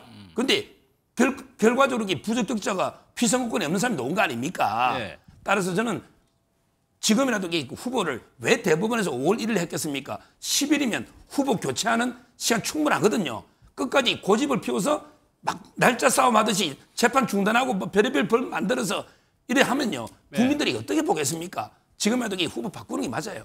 근데 방금 말씀하신 것처럼 대법원이 민주당에게 선수 교체할 시간을 주기 위해서 5월 1일 날 지금 선고했다고 하잖아요. 이게 대법원의 대통령 선거 개입했다는 증거예요. 아니 본인들이 중앙선관위도 아니고 본인들이 정당도 아닌데 본인들이 서 변호사님 개인 생각이니까. 개인 생각이세요. 그런데 그런 논리로 또 따지잖아요. 그러면 아니 파면된 대통령 때문에 조기 대선이 열려가지고 국민 열세 4천억이 지금 투입되게 됐어요. 그러면 국민의힘도 여기에 대해서 배상해야 되는 거 아닙니까? 그런 건 뭐 여쭤보고 싶습니다. 제가 그 부분 지금 민주당 안에서 후보 교체론 이거 싹 들어간 상황이죠. 저희는 나오지도 않았습니다. 그렇다면 만약에 여론조사 뭐 당 자체적으로 돌릴 텐데 여론의 추이가 사실 가장 중요한 거 아니겠어요? 네. 근데 애초에 사실 저희 민주당은 이재명 후보의 사법 리스크를 안고 출발했습니다. 왜냐하면 저희는 이재명 후보의 사법 리스크를 애초부터 부당한 검찰의 기소에서부터 시작됐다고 생각하는 거예요. 예. 그렇기 때문에 만약에 시간을 돌려가지고 3월 26일 날 이재명 후보가 항소심에서 유죄가 나왔다고 하더라도 예. 저희는 이재명 후보가 경선에 참여했을 것이고 그 경선을 통해서 후보가 됐다고 하면 저희는 당원과 국민과 지지자의 선택을 따르고 저희는 가는 겁니다. 그렇기 때문에 이제 와서 무슨 파기환송이 됐기 때문에 뭐 흔들리는 거 아니냐? 지금 지난 3, 4년 동안 대한민국 국민, 온 국민의 변호사가 됐잖아요. 왜 그렇습니까? 언론에서 정치권에서 이재명 후보의 그 사법 리스크에 대해서 낱낱이 다 분석을 했지 않습니까? 이 모든 것을 안고 국민들이 지난 총선에서도 이재명의 민주당에게 170석 이상을 만들어준 거예요. 예. 그렇기 때문에 저는 국민의 선택을 최우선의 가치로 생각하고 저는 이번에 파기환송 됐어도 묵묵히 간다. 말씀하셨던 것처럼 국민의 여론에 따라서 민심을 저희가 귀 기울이고 있지만 저희는 아직까지는 민심이 변했다는 걸 느끼지 못한다. 이런 말씀 드립니다. 알겠습니다. 어젯밤에 국회가 아주 긴박하게 돌아갔습니다. 대법원에 지금 속보가 하나 들어왔는데 어떤 내용인지 한번 볼까요? 이제 파기환송심 서울고법 형사 7부에 배당까지 했다. 잠깐만요. 박주임 씨. 어제 대법원이 판단하고 지금 배당까지 했다고 하면 기록이 넘어가는데 한 일주일 정도 빨라졌다고 말씀하셨죠. 네. 배당까지 하면은. 배당도 사실은 원래는 배당 자체는 사실 그렇게 빠른 건 아닙니다. 왜냐하면 예. 기록이 왔으면 그다음엔 자연적으로 배당 절차가 이루어지기 때문에 사실 기록 손부가 빨랐기 때문에 배당도 빨라진 거지 배당 자체가 이례적으로 빨랐다 이렇게 해석하기는 좀 어렵습니다. 그러면 일단은 대법원이 그렇게 하면은 고법에서도 빨리 해야 된다는 뭐 압박감 이런 게 있을 수 있나요? 대법원이 어제 그 판결을 하면서 보도 자료를 통해서 이렇게 빨리 진행됐던 부분에 대해서 충분히 밝혔습니다. 네. 공직선거법 사건 같은 경우는 국정 혼란을 방지 위해서 좀 빨리 해야 되는 필요성이 있고 예. 더더욱 이 선거 자체에 사법부가 관여한다는 인상을 주지 않기 위해서 이례적으로 좀 빨리 한 것 같은데 그렇기 때문에 대법원의 의지가 그렇다라고 하면 하급심인 고등법원 같은 경우도 그 취지를 따를 것으로 보입니다. 알겠습니다. 대선 전에 파기환송심의 결과가 나올지가 일단은 좀 관심을 모아주네요. 말씀드린 대로 어제가 파기환송되면서 민주당이 탄핵 카드를 꺼냈습니다. 그러면서 국회가 긴박하게 돌아갔는데 영상으로 저희가 정리를 했습니다.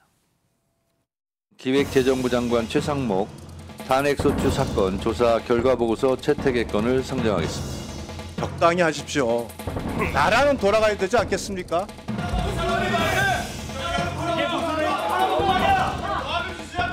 탄핵안이 처리가 되면은 바로 사퇴를 하실 수 있다는 보도가 나왔는데 어떤 입장을 해주실 걸로? 기획재정부 장관 최상목 탄핵소추안을 추가하여 심의하자는 의사일정 변경 동의의 건에 대하여 투표해 주시기 바랍니다.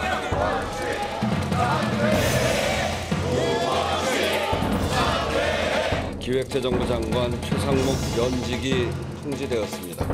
탄핵소추 대상자가 없으므로 투표를 중지하겠습니다. 최상목 부총리의 면직이 통지되면서 탄핵안 표결이 중지된 시간이 10시 53분이었어요. 어제 저 뉴스 보고 깜짝 놀라신 분들 많았을 텐데 강성필 부대변인. 네. 민주당은 왜 탄핵 카드를 꺼내는 겁니까? 한덕수 권한대행을 저희가 탄핵했을 때 한덕수 권한대행 측과 국민의힘에서 뭐라 그랬냐면 대한민국을 무정부 상태로 만들 거냐? 그렇게 지적했습니다. 네. 그런데 한덕수 권한대행이 권력에 눈이 멀어서 스스로 사퇴를 했습니다. 그럼 스스로 무정부로 만든 거 아닙니까? 좋습니다. 그렇다면 그 다음 순번 누굽니까? 최상목 기재부 장관이 이제 권한대행이 되겠죠. 네. 근데 저희가 봤을 때는 한덕수 권한대행이나 최상목 기재부 장관이나 심우정 검찰총장이나 저희는 내란 공조의 혐의를 받고 있다고 생각을 하고 있습니다. 그렇기 때문에 최상목 권한대행이 대통령 선거를 공정하고 중립적으로 관리할 자격이 없다고 판단하고 있기 때문에 예. 저희는 탄핵의 이유가 된 것이고 추가적으로는 내란과 관련해가지고 최상목 권한대행 장관이 윤석열 대통령으로부터 문건을 받았다고 했습니다. 예. 접혀있는 문건이라 자기는 못 봤다라고 했어요. 무슨 내용인지. 그런데 그 검찰에 제출했다고 했습니다. 검찰에 제출된 문건 보니까 빳빳하게 되어 있습니다. 뭐 검찰이 그런 문제는 네, 그러니까 그런 비상계엄 이후에 계속 나왔던 문제인데 네. 어제 갑자기 네. 어제는 한덕수 대행이 사표가 하나 있었고 파기환송이 있었단 말이에요. 그거하고 지금 관련 있는 건 아니잖아요. 그러니까 그런 사람이 네. 제가 방금 말씀드린 그런 사람이 권한대행에 대해서 되어가지고 대통령 선거를 관리해야 되는 사람인 거예요. 저희는 그렇게 할 수 없다는 거예요. 자격이 없다는 거예요. 한덕수 대행의 사임이 더 결정적인 영향이. 한덕수 권한대행이 대통령직에 출마를 안 하고 그냥 있었으면은 어제 저런 일은 일어나지 않았습니다. 여기에 대해서 국민의힘은 국무회의를 무력화시키려는 시도다라는 주장이 또 나오기도 했었거든요. 아마 근데 그것도 있을 거고요. 예. 근데 이 국무회의는 11명이면 될 겁니다. 현재 예. 과반수니까. 원래는 이 법에는 15인 이상 둔다 하지만 그러게 그 정족수는 과반이에요. 11명. 예. 지금 현재 14명이잖아요. 그런 게 어렵다고 저는 보고 있고 다만 이제 이런 거죠. 우리 대법원에서 뺨 맞고 엉뚱한 데 가서 화풀이 하는 거예요. 예. 지금 이게 사유가 없는 게 40여 임명 안 했다는 게 언제적 이야기입니까? 지금 임명돼 있잖아요. 예. 근데 왜 엉뚱한데 심우정 그다음에 그 최상목한테 엉뚱하게 화풀이한다. 대법원에 뺨 맞고 예. 이렇게 저는 보는데 오늘 제 아들이요 아침에 그러더라고. 아빠 자고 나니까 이게 그 국가원수 대통령이 바뀌었네. 이런 나라가 있냐?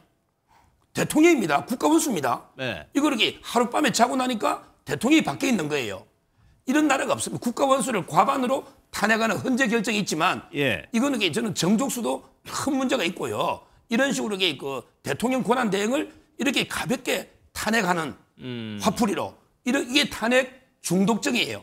이것만 봐도 이게 윤석열 대통령 계엄이 저는 이해가 가요. 이런 게 31번째 탄핵을 발의했다. 이거는 민주당이 진짜 깊이 반성해야 됩니다. 이 부분은 강성필 부대변인께 발언 기회를 드립니다. 네.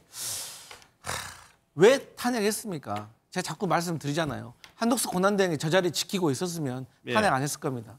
그리고 윤석열 전 대통령이 지금 뭐 민주당의 탄핵 때문에 정말로 비상계엄 했겠습니까? 지금 검찰 조사하는 거 언론에 보도되고 있잖아요. 뭐 건진법사 얘기 나오고 6천만 원짜리 목걸이 나오고 그리고 또 뭐 인도네시아인가 캄보디아인가 원조 공적 개발한다고 해서 뭐 400억 예산 편성하고 이런 것들 쭉 나오고 있기 때문에 저는 언젠가 이런 것들이 객관적으로 소명될 거라고 생각하면 정말로 윤석열 전 대통령이 민주당의 예산 삭감과 탄핵 때문에 비상계엄을 하신 건지 아닌 건지는 밝혀질 거라고 봅니다. 그거 하나만 더 여쭤볼게요. 뭐 보도에서는 민주당 내부에서도 최상목 부총리 탄핵 카드를 두고 좀 불만의 목소리가 나왔다는 보도도 있던데 당내 분위기는 어땠어요? 그러니까 저희가 뭐 170명이 넘는 현역이 있는데 어떻게 일사불란하게 딱 그 하나의 의견에 대해서 모두 박수 치겠습니까? 걱정하는 것도 있겠죠. 왜? 각자의 지역구가 다르기 때문에 또 각자 처한 환경이 다르기 때문에 이견은 있을 수도 있는데 어쨌든 결론은 그렇게 났다는 겁니다. 예. 국무회의 정족수 관련해서는 오늘 법무차관이 뭐 정리를 한 의견이 있는데 그 얘기 한번 들어보고 정리해 보겠습니다. 국무회의 정족수 문제가 있는데요. 네네. 보니까 비슷한 사례가 있었는데. 네네. 과거 사례를 보면 15인 이하가 되는 경우에도 개의를 인정한 사례들도 있는 것으로 알고 있는데 여러 가지 견해들이 있는 것으로 알고 있는데 과거 사례들을 비춰보게 되면 15인 이하가 출석한 경우도 적법한 개의로 판단한 사례가 있었던 것으로 알고 있습니다. 그러니까 박 변호사님 정리하면 11명만 있어도 국무회의는 소집될 수 있다라고 봐야 되는 네, 건가요? 맞습니다. 지금 그 모수가 대체 몇 명이냐 이게 사실 다툼인데요. 지금 15명이 아니라 지금 법제처의 해석에 따르면 법정형 정수인 21명이 사실은 모수이고 그 부분에 대한 과반수인 지금 14명이기 때문에 그게 충분히 지금 국무회의가 의결될 수도 있고 심의될 수도 있다. 이 부분에 대해서 지금 다툼이 있는 겁니다. 예. 그렇게 돼서 지금 대행이라고 이주호 교육부총리를 표하던데 글쎄요. 강성필 부대변인 이렇게 대선 관리 임무가 되게 중요한데 좀 원활히 될까 좀 불안해하시는 분들도 있을 것 같기도 하고요. 네. 사실 지금도 보니까 국무위원 정적수가 14명 남았잖아요. 예. 김문수 장관도 대통령 되겠다고 나가고 한덕수 권한대행도 대통령 되겠다고 나가고 그렇기 때문에 이런 일이 벌어지고 있는 겁니다. 근데 사실상 지금의 국무위원들은요. 저는요. 그 현행만 잘 유지해 주는 것 사실 그것마저도 좀 자제시키고 싶습니다. 그렇기 때문에 앞으로 남은 한 달도 안 남은 이 상황에서 저는 제발 중립적인 공정한 그런 대선 관리를 좀 해줬으면 좋겠다 이런 말씀. 서정욱 변호사께서는 어떻게 보세요? 이 초유의 지금 체제인데 어떻게 보고 있어요? 이거는 이제 우스갯소리로 7급 공무원이 글 하나 올려놨더라고요. 줄탄핵 감옥에 나도 대통령 하면 할 수 있냐? 7급 공무원도 올려놨는데 그거는 뭐 과장이지만 이런 식으로 서열 4위거든요. 4위까지 내려올 정도로 탄핵을 했고요. 그리고 조금 전에 꼭 하나 바로잡아야 돼요. 아까 화성시장 올해 발언했잖아요. 예. 당이 그거는 본인이 아니고 회계 책임자가 300만 원 넘으면 이게 무효되잖아요. 근데 그게 다음 선거에 재선돼가지고 영향이 없다는 건데 그건 피선거권랑 관계없어요. 이재명 대표는 벌금 100만 넘으면 징역형은 10년간 못 나오고 벌금은 5년간 못 나오거든요. 예. 피선거권 제한이 있고 화성시장은 회계 책임자이기 때문에 피선거권 제한과 무관하니까 그래서 이게 전혀 다른 케이스라는 거는 법률적인 거라고 제가 말씀드립니다. 알겠습니다. 두 분과는 여기서 마무리하도록 하고요. 다음 내용으로 넘어갈 텐데 지금 검찰이 김건희 여사, 윤석열 전 대통령에 대한 수사 박차를 가하고 있죠. 영상을 먼저 보겠습니다.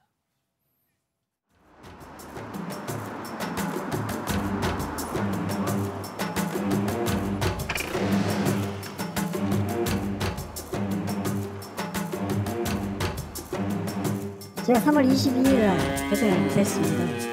1시간 넘게를 했습니다. 많은 얘기가 있었습니다. ខ្ញុំមានអារម្មណ៍រំភើបរីករាយយ៉ាងក្រៃលែងដែលត្រូវតាមជ្រើសតាំងជាម្ចាស់ជ័យលាភីពានរង្វាន់សុនថាដែលបានទទួលស្គាល់នៅស្នាដៃរបស់ខ្ញុំក្នុងការបញ្ចប់សង្គ្រាមស៊ីវិលនិងការកសាងបាននៅសុខសន្តិភាពពេញលេញនិងយូរអង្វែងនៅកម្ពុជា 구속 영상 재청구됐는데 관련 입장 말씀 부탁드립니다. 1억 5천만 수사가 맞으신가요? 윤석열 대통령이랑 김건희 여사랑 어떤 사이세요? 유단하고요. 네, 두 분 더 모셨습니다. 박상희 한국열린사이버대 상당심리학과 교수 박민규 변호사 나오셨습니다. 어서 오십시오. 예. 앞서 보신 대로 지금 검찰이 김건희 여사, 윤석열 전 대통령 사저에 대해서 압수수색을 했죠.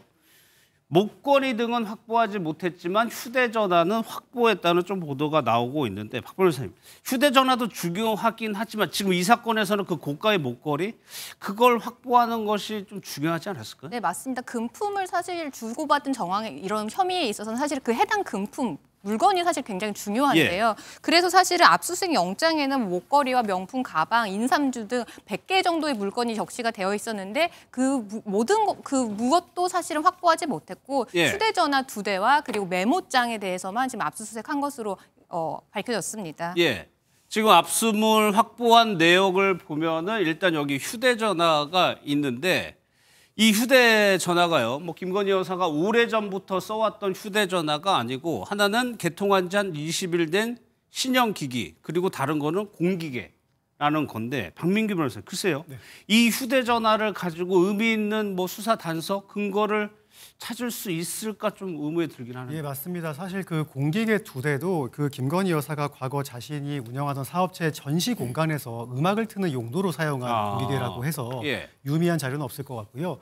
또 새롭게 개통한 휴대전화에 만약 과거에 쓰던 휴대전화의 정보들을 업로드 시켜서 한 번이라도 새로운 휴대폰에 그 자료들이 담겼다면 모를까 그럴 가능성은 희박해 보이기 때문에 신형 휴대폰에서도 유의미한 자료는 없을 것으로 보입니다. 그러면 박준 변호사, 지금 검찰 입장에서는 무언가를 찾으려고 압수수색에 들어갔을 텐데 지금 상황, 뭐 이게 언론 보도에 나온 내용이긴 합니다만 그것만으로도 뭔가 좀 수사의 단초가 될 만한 게 있을까요? 사실은 더 수사를 진행이 되어야 될 것 같아요. 일단 휴대전화를 압수수색을 했다고 하더라도 이 해당 말씀해 주신 것처럼 해당 휴대전화에는 이 정황과 관련된 내용이 별로 없을 것으로 보여요. 왜냐하면 이 건진법사와 김 여사가 금품을 주고받았다라고 이 지금 보고 있는 시점은 2022년 4월부터 8일이거든요. 그런데 최근에 바꾼 핸드폰에는 사실 그와 관련된 정황이 전혀 남아있지 않을 거고요. 그럼 결국에는 아까 말씀드린 것처럼 금품도 압수수색을 못했고, 그러면 결국에는 검찰에서는 나머지 어떤 날에 만났는지 아니면 관련자들 이런 진술로서 추가적인 수사가 진행되어야 될 것 같으로 보입니다. 이게 금품이 오갔다는 시기가 2022년이기 때문에 최신에 바꾼 핸드폰에 대해 그 내용이 있을지는 조금 의심인데 좀 더 지켜봐야 될 것 같습니다. 압수품은 한 100여 개 정도 된다고 하고 7시간 40분 동안 진행이 됐다고 합니다. 김건희 여사가 이 장면을 좀 지켜봤던 것 같아요. 그러면서 조금 좀 불만 이런 걸 좀 내포한 것 같아요. 그렇습니다.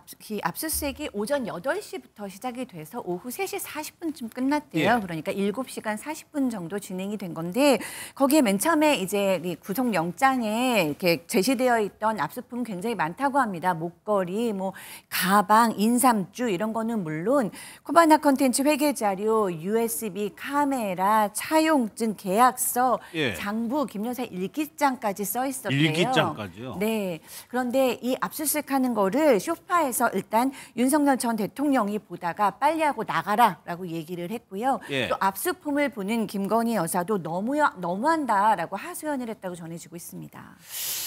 이게 박주희 변호사 압수수색이라는 걸 뭐 저도 그렇지 당해본 적이 없어가지고 이때 풍경을 좀 한번 생각해보면 어떤 상황이 되는 거예요? 사실 굉장히 긴장감이 많이 돕니다. 왜냐하면 검찰에서 나간 사람들 같은 경우는 이 약간 기싸움이 좀 벌어지는 거거든요. 현장에서요? 네, 현장에서는요. 왜냐하면 이 영장 같은 경우가 어디를 압수수색할 수 있고 어떤 물건을 압수할 수 있는지를 굉장히 적혀 있는데 구체적으로 굉장히 적혀 있는데 그거를 위반을 했을 땐 나중에는 그 압수물 자체가 이 무효가 될 수가 있는 부분이고 나중에 형사 재판에서 증거로 사용할 수가 없기 때문에 굉장히 엄격하게 집행이 되어야 됩니다. 그렇기 때문에 사실은 이 압수를 당하는 이 피의자 입장 아니면 뭐 참고인 입장에서는 사실은 이 압수물 영장에 적시되어 있지 않은 물건이나 장소에 대해서 압수수색을 하는지 이 부분을 계속 지켜봐야 되고요. 검찰 입장에서는 그 부분에 대해서 영장에 기재되어 있는 게 맞다. 이 부분을 그렇기 때문에 압수수색에 대해서 협조해달라라고 하면서 계속 이 당사자와 기싸움을 하는 과정이다라고 생각하시면 될 것 같습니다. 그러니까 수사 당국이 임의로 막 열어보거나 하면 안 됩니다. 나중에 얘기예요? 그거 자체가 위법 수집 증거 배제 원칙이라고 해서 그렇게 불법으로 압수한 물건 같은 경우는 나중에 형사 재판에서 증거로 사용될 수가 없기 때문에 이 검찰 입장에서도 압수물을 압수하는 절차 자체도 굉장히 이 법에 맞게 준수를 해야 되기 때문에 그 부분에 대해서는 서로 긴장할 수밖에 없는 상황입니다. 현재까지는 김건희 여사가 참고인 신분으로 알려져 있는데 박민규 교수 이게 수사의 진척에 따라서 피의자로 전환될 가능성도 있는 건가요? 네, 그렇습니다. 일단 영부인이라고 해도 공무원은 아니기 때문에 뇌물죄 적용은 안 될 것이고요. 만약에 추후 검찰이 특정범죄 가중처벌법상 알선 수재죄에 해당한다고 의율 한다면 피의자로 전환될 가능성이 있습니다. 공무원이 아닐지라도 공무원처럼 영향력을 행사할 수 있는 사람이 공무원 직무에 관해서 알선을 하고 금품을 수수한 경우에는 알선 수재죄가 적용이 되는 것인데 5년 이하의 징역이나 1,000만 원 이하의 벌금형에 처하도록 되어 있습니다. 특히 이 경우에는 추후 검찰이 직무와 관련된 것이다라는 그 요건을 입증하는 데 굉장히 총력을 기울여야 되는 상황입니다. 그러면 박주희 변호사 지금 만약에 이제 혐의가 드러난다면 할 수 있는 것이 청탁금지법 같은 경우는 저번 사례에서 배우자에 적용할 수 있는 없다면서요? 그러면 다른 혐의가 적용이 되는 거예요? 사실은 이 청탁금지법에서는 처벌하는 대상이 공직자거든요. 근데 김 여사가 공직자는 아니잖아요. 그리고 윤 전 대통령이 직접 받은 것도 아니기 때문에 사실 이 부분 같은 경우에 대해서는 배우자에 대해서는 처벌 조항이 없기 때문에 처벌할 수가 없고 지금 방금 말씀해 주신 것처럼 이 청탁금지법이 아니라 알선수재라든지 뇌물죄로 의율을 해야 되는데 그러려면 사실 대가성 관계가 좀 인정이 되어야 되거든요. 그렇기 때문에 그럼 해당 물건이 과연 이 직무와 관련된 대가로서 수수를 한 것인지 이 부분이 입증에 대한 관건이 돼야 됩니다. 그러니까 대가성을 입증해야 된다는 거는 더 수사가 더 촘촘하게 들어가야 된다는 거잖아요. 사실은 청탁금지법의 처벌보다 사실 뇌물죄가 사실 양형이 더 높기 때문에 사실상 이 입증이라든지 법리 싸움이 좀 더 치열하거든요. 그럼 대가성 자체를 인정이 받으려면 과연 그러면 실제로 금품을 준 사람이 어떤 부분을 부탁을 했거나 아니면 어떤 부분을 노리고 이런 금품을 전달을 했는지 이런 부분까지 밝혀야 되는데 만약에 당사자들이 이 부분에 대해 혐의를 부인한다라고 하면 결국에는 구체적인 다른 정황들을 통해서 사실 입증을 해야 되거든요. 예를 들면 윤 전 대통령이 뭐 해당 그 금품을 준 사람에게 뭐 어떤 편의를 봐줬다라든지 이런 부분에 대한 정황까지 밝혀야 되기 때문에 사실은 수사기관 입장에서는 좀 부담이 될 수밖에 없는 상황이죠. 그러니까 이 사건과 관련해서는 지금 뭐 목걸이라든가 이런 게 금품이 전달된 거 하나 확인해야 되고 청탁이 있어야 되고 대가성이 있어야 되고 그게 또 직무와도 관련이 있어야 돼? 그렇기 때문에 사실은 지금은 전달한 사람 자체도 자기는 전달하지 않았다라고 지금 부인을 하고 있잖아요. 그렇기 때문에 지금 첫 번째 단계부터 사실 막혀 있는 상황이거든요. 근데 만약에 압수수색 결과 그런 금품이 만약에 김 여사의 뭐 이런 사저라든지 아니면 사무실에 만약에 거기서 발견이 됐다라고 하면 그 자체만으로도 금품을 수수했다라는 부분에 대해서는 입증이 되는 건데 지금 그 정황도 사실은 찾지 못하고 있기 때문에 앞으로 좀 수사가 좀 더 진척이 되어야 될 것으로 보입니다. 알겠습니다. 윤 전 대통령에 대해서는 검찰이 또 직권남용 혐의로 추가 기소를 했죠. 박민규 변호사 이런 경우에는 재판부가 병합이라고 하나요? 같이 지금 받고 있는 재판으로 같이 한다면서요? 맞습니다. 지금 윤 대통령에 대한 불소추 특권이 사라진 상황에서 군병력과 경찰 등을 동원해서 국회와 선관위에 출동시킨 행위로 인해서 그 직권남용 혐의가 추가로 기소가 되었는데요. 검찰 관계자에 따르면 이 내란죄와 직권남용 혐의의 사실관계는 동일하다고 합니다. 이러한 동일한 사실관계로 인해서 향후 재판이 두 개로 쪼개져서 나누어지는 경우에는 사실 사법력도 낭비가 될 것이기 때문에 이렇게 하나로 사건이 병합해서 추후 재판이 이루어지면 사회적으로도 에너지의 그 낭비를 줄일 수 있는 좋은 방법이라고 생각이 듭니다. 알겠습니다. 다음 내용은 배우 김수현 씨 관련 소식이 또 들어왔는데 지금 광고주로부터 줄 소송이 현실화되고 있다고 합니다. 영상을 좀 먼저 보도록 하겠습니다. 그 유튜브 채널에서는 소아성애자, 미성년자 그루밍 이 같은 프레임을 씌우고 있습니다. 저희 법무법인은 그 요청에 따라 오늘 유족분들과 성명불상자분, 가세연 운영자분을 상대로 해서 고소장을 제출하였습니다. 지금 보면 박주희 변호사님, 김수현 씨 측에서 그 유튜브 가로세로 연구소 운영자를 스토킹 혐의로 고소를 했는데 또 고소를 했어요? 네, 처음에 고소했던 혐의는 뭐냐면요. 반복적으로 지속적으로 이 김수현 씨와 관련된 허위 사실을 유포했다는 행위로 스토킹 처벌법 위반으로 고소를 했거든요. 왜냐하면 스토킹 처벌법에 이 스토킹 행위 중에 대해서는 이 피해자에 대해서 허위 사실을 유포하는 부분도 이 스토킹 행위로 하고 있거든요. 그런데 이제 문제는 이 김수현 씨 측에서 고소를 하면서 잠정 조치를 신청을 했습니다. 잠정 조치라는 거는 해당 스토킹 행위가 있었는지 여부에 대한 판단이 있기 전이라도 하더라도 이 법원의 결정을 통해서 뭐 접근 금지라든지 아니면 스토킹 행위를 중단하라든지 이런 부분에는 잠정 조치를 법원에서 받을 수가 있거든요. 그래서 고소를 했고 잠정 조치를 신청했는데 그게 실제로 법원에서 받아들여져서 이 가세형 운영자를 상대로 하여금 이 김수현 씨에 대한 허위 사실이라든지 유포 행위를 중단하라라는 조치가 나왔는데 그 중단 조치를 어겨서 지속적으로 또다시 허위 사실 유포를 하고 있다라고 해서 재고소를 한 겁니다. 그 방미부에서 이 잠정 조치라는 것도 강제성이 있는 거예요? 예, 맞습니다. 이 잠정 조치라는 것은 스토킹 피해자를 보호하기 위해서 또한 스토킹의 수사를 원활하게 하기 위해서 법원이 결정을 내리는 것인데요. 수사기관이 법원에 잠정 조치를 신청을 하면 법원의 결정으로 이루어집니다. 대표적으로는 100m 이내의 접근 금지라던가 혹은 통신 매체를 이용한 접근 금지 같은 것들을 그 예로 들 수가 있습니다. 박사님, 그게 보면은 고소를 하고 또 고소를 했다라는 것은 상당히 김수현 씨 측에서 강경하게 대응하고 있다고 봐요. 네, 그렇죠. 뭐 강경하게 지금 대응할 수밖에 없는 상황이기는 합니다. 왜냐하면 이 가로세로 연구소의 보도나 언론이라는 것은 그냥 일반 댓글하고는 지금 화력이 달라요. 네, 굉장히 그 김수현 씨의 생명을 정말 끊을 수도 있는 내용들이기 때문에 강경하게 대처를 해서 더 이상의 보도나 더 이상의 이제 뭐 허위 사실이라던가 이런 것들이 없도록 소속사 측에서는 막을 수밖에 없고요.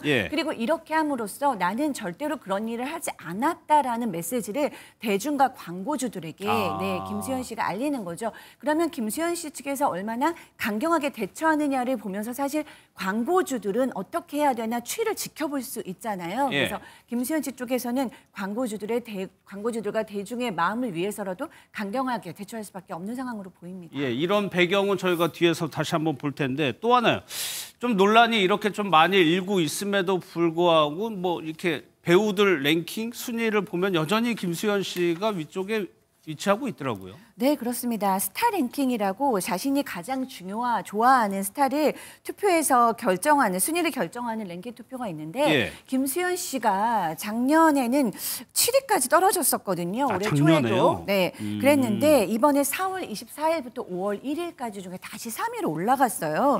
굉장히 좀 특별한 상황이죠. 왜냐하면 정말 생존이 가능할까에 대해서 소송전을 벌이고 있는 스타가 다시 인기를 얻고 있다라는 것이잖아요. 그런데 사실 이것을 보면은 아직 이해가 안 되는 바는 아닙니다. 왜냐하면 이 소송전이 아직 끝나지 않은 상태고요. 김수현 씨가 주연으로 한 눈물의 여왕이라는 드라마가 굉장히 큰 히트를 했어요. 그래서 그 영향이 아직도 있는 걸로 보이고 예. 또 김수현 씨가 반짝 스타가 아니다 보니까 해외 팬들도 굉장히 폭넓게 퍼져 있고 또 충성심이 강한 팬들이 국내에 많다는 얘기죠. 그러다 보니까 우리 스타는 우리가 보호한다라는 심리적인 어떤 일치감을 보이고 있지 않은가 싶습니다. 그러니까 그것이 이른바 그 팬덤이 그렇죠. 좀 작용했다. 그렇죠. 건가요? 저희가 이제 뭐 연예인들이 문제가 된 사례들이 있는데 그때도 팬덤이 워낙 깊고 넓은 스타들은 팬덤은 우리 스타가 잘못했더라도 우리가 기다리고 지킨다라는 걸 보여줬거든요. 근데 아직 김수현 씨는 뭐 유죄가 판명된 것도 아니기 때문에 팬들이 다시 우리 스타는 무죄일 것이야라고 얘기하면서 목소리를 높이고 있지 않나 싶습니다. 예. 앞서 말씀드렸던 그 줄 소송이 어떤 내용이냐면 광고주들이요. 김수현 씨를 상대로 해서 손해배상을 청구했다는 소식 저희가 전해드렸는데 이번에 또 제기가 됐다는 겁니다. 그러면 박민규 변호사 벌써 이게 세 번째더라고요. 예, 맞습니다. 지금 현재 그 모델료 반환과 이에 따른 손해배상 청구 소송이 2개가 들어온 상황이고 예. 최근에 소가 약 28억 원 어치의 손해배상 소송도 들어온 상황입니다. 아마도 그 소장에는 계약 해지 통보에 대한 내용이 있을 것이고요. 해지에 따른 손해배상 청구를 구하는 내용이 있을 것으로 예상됩니다.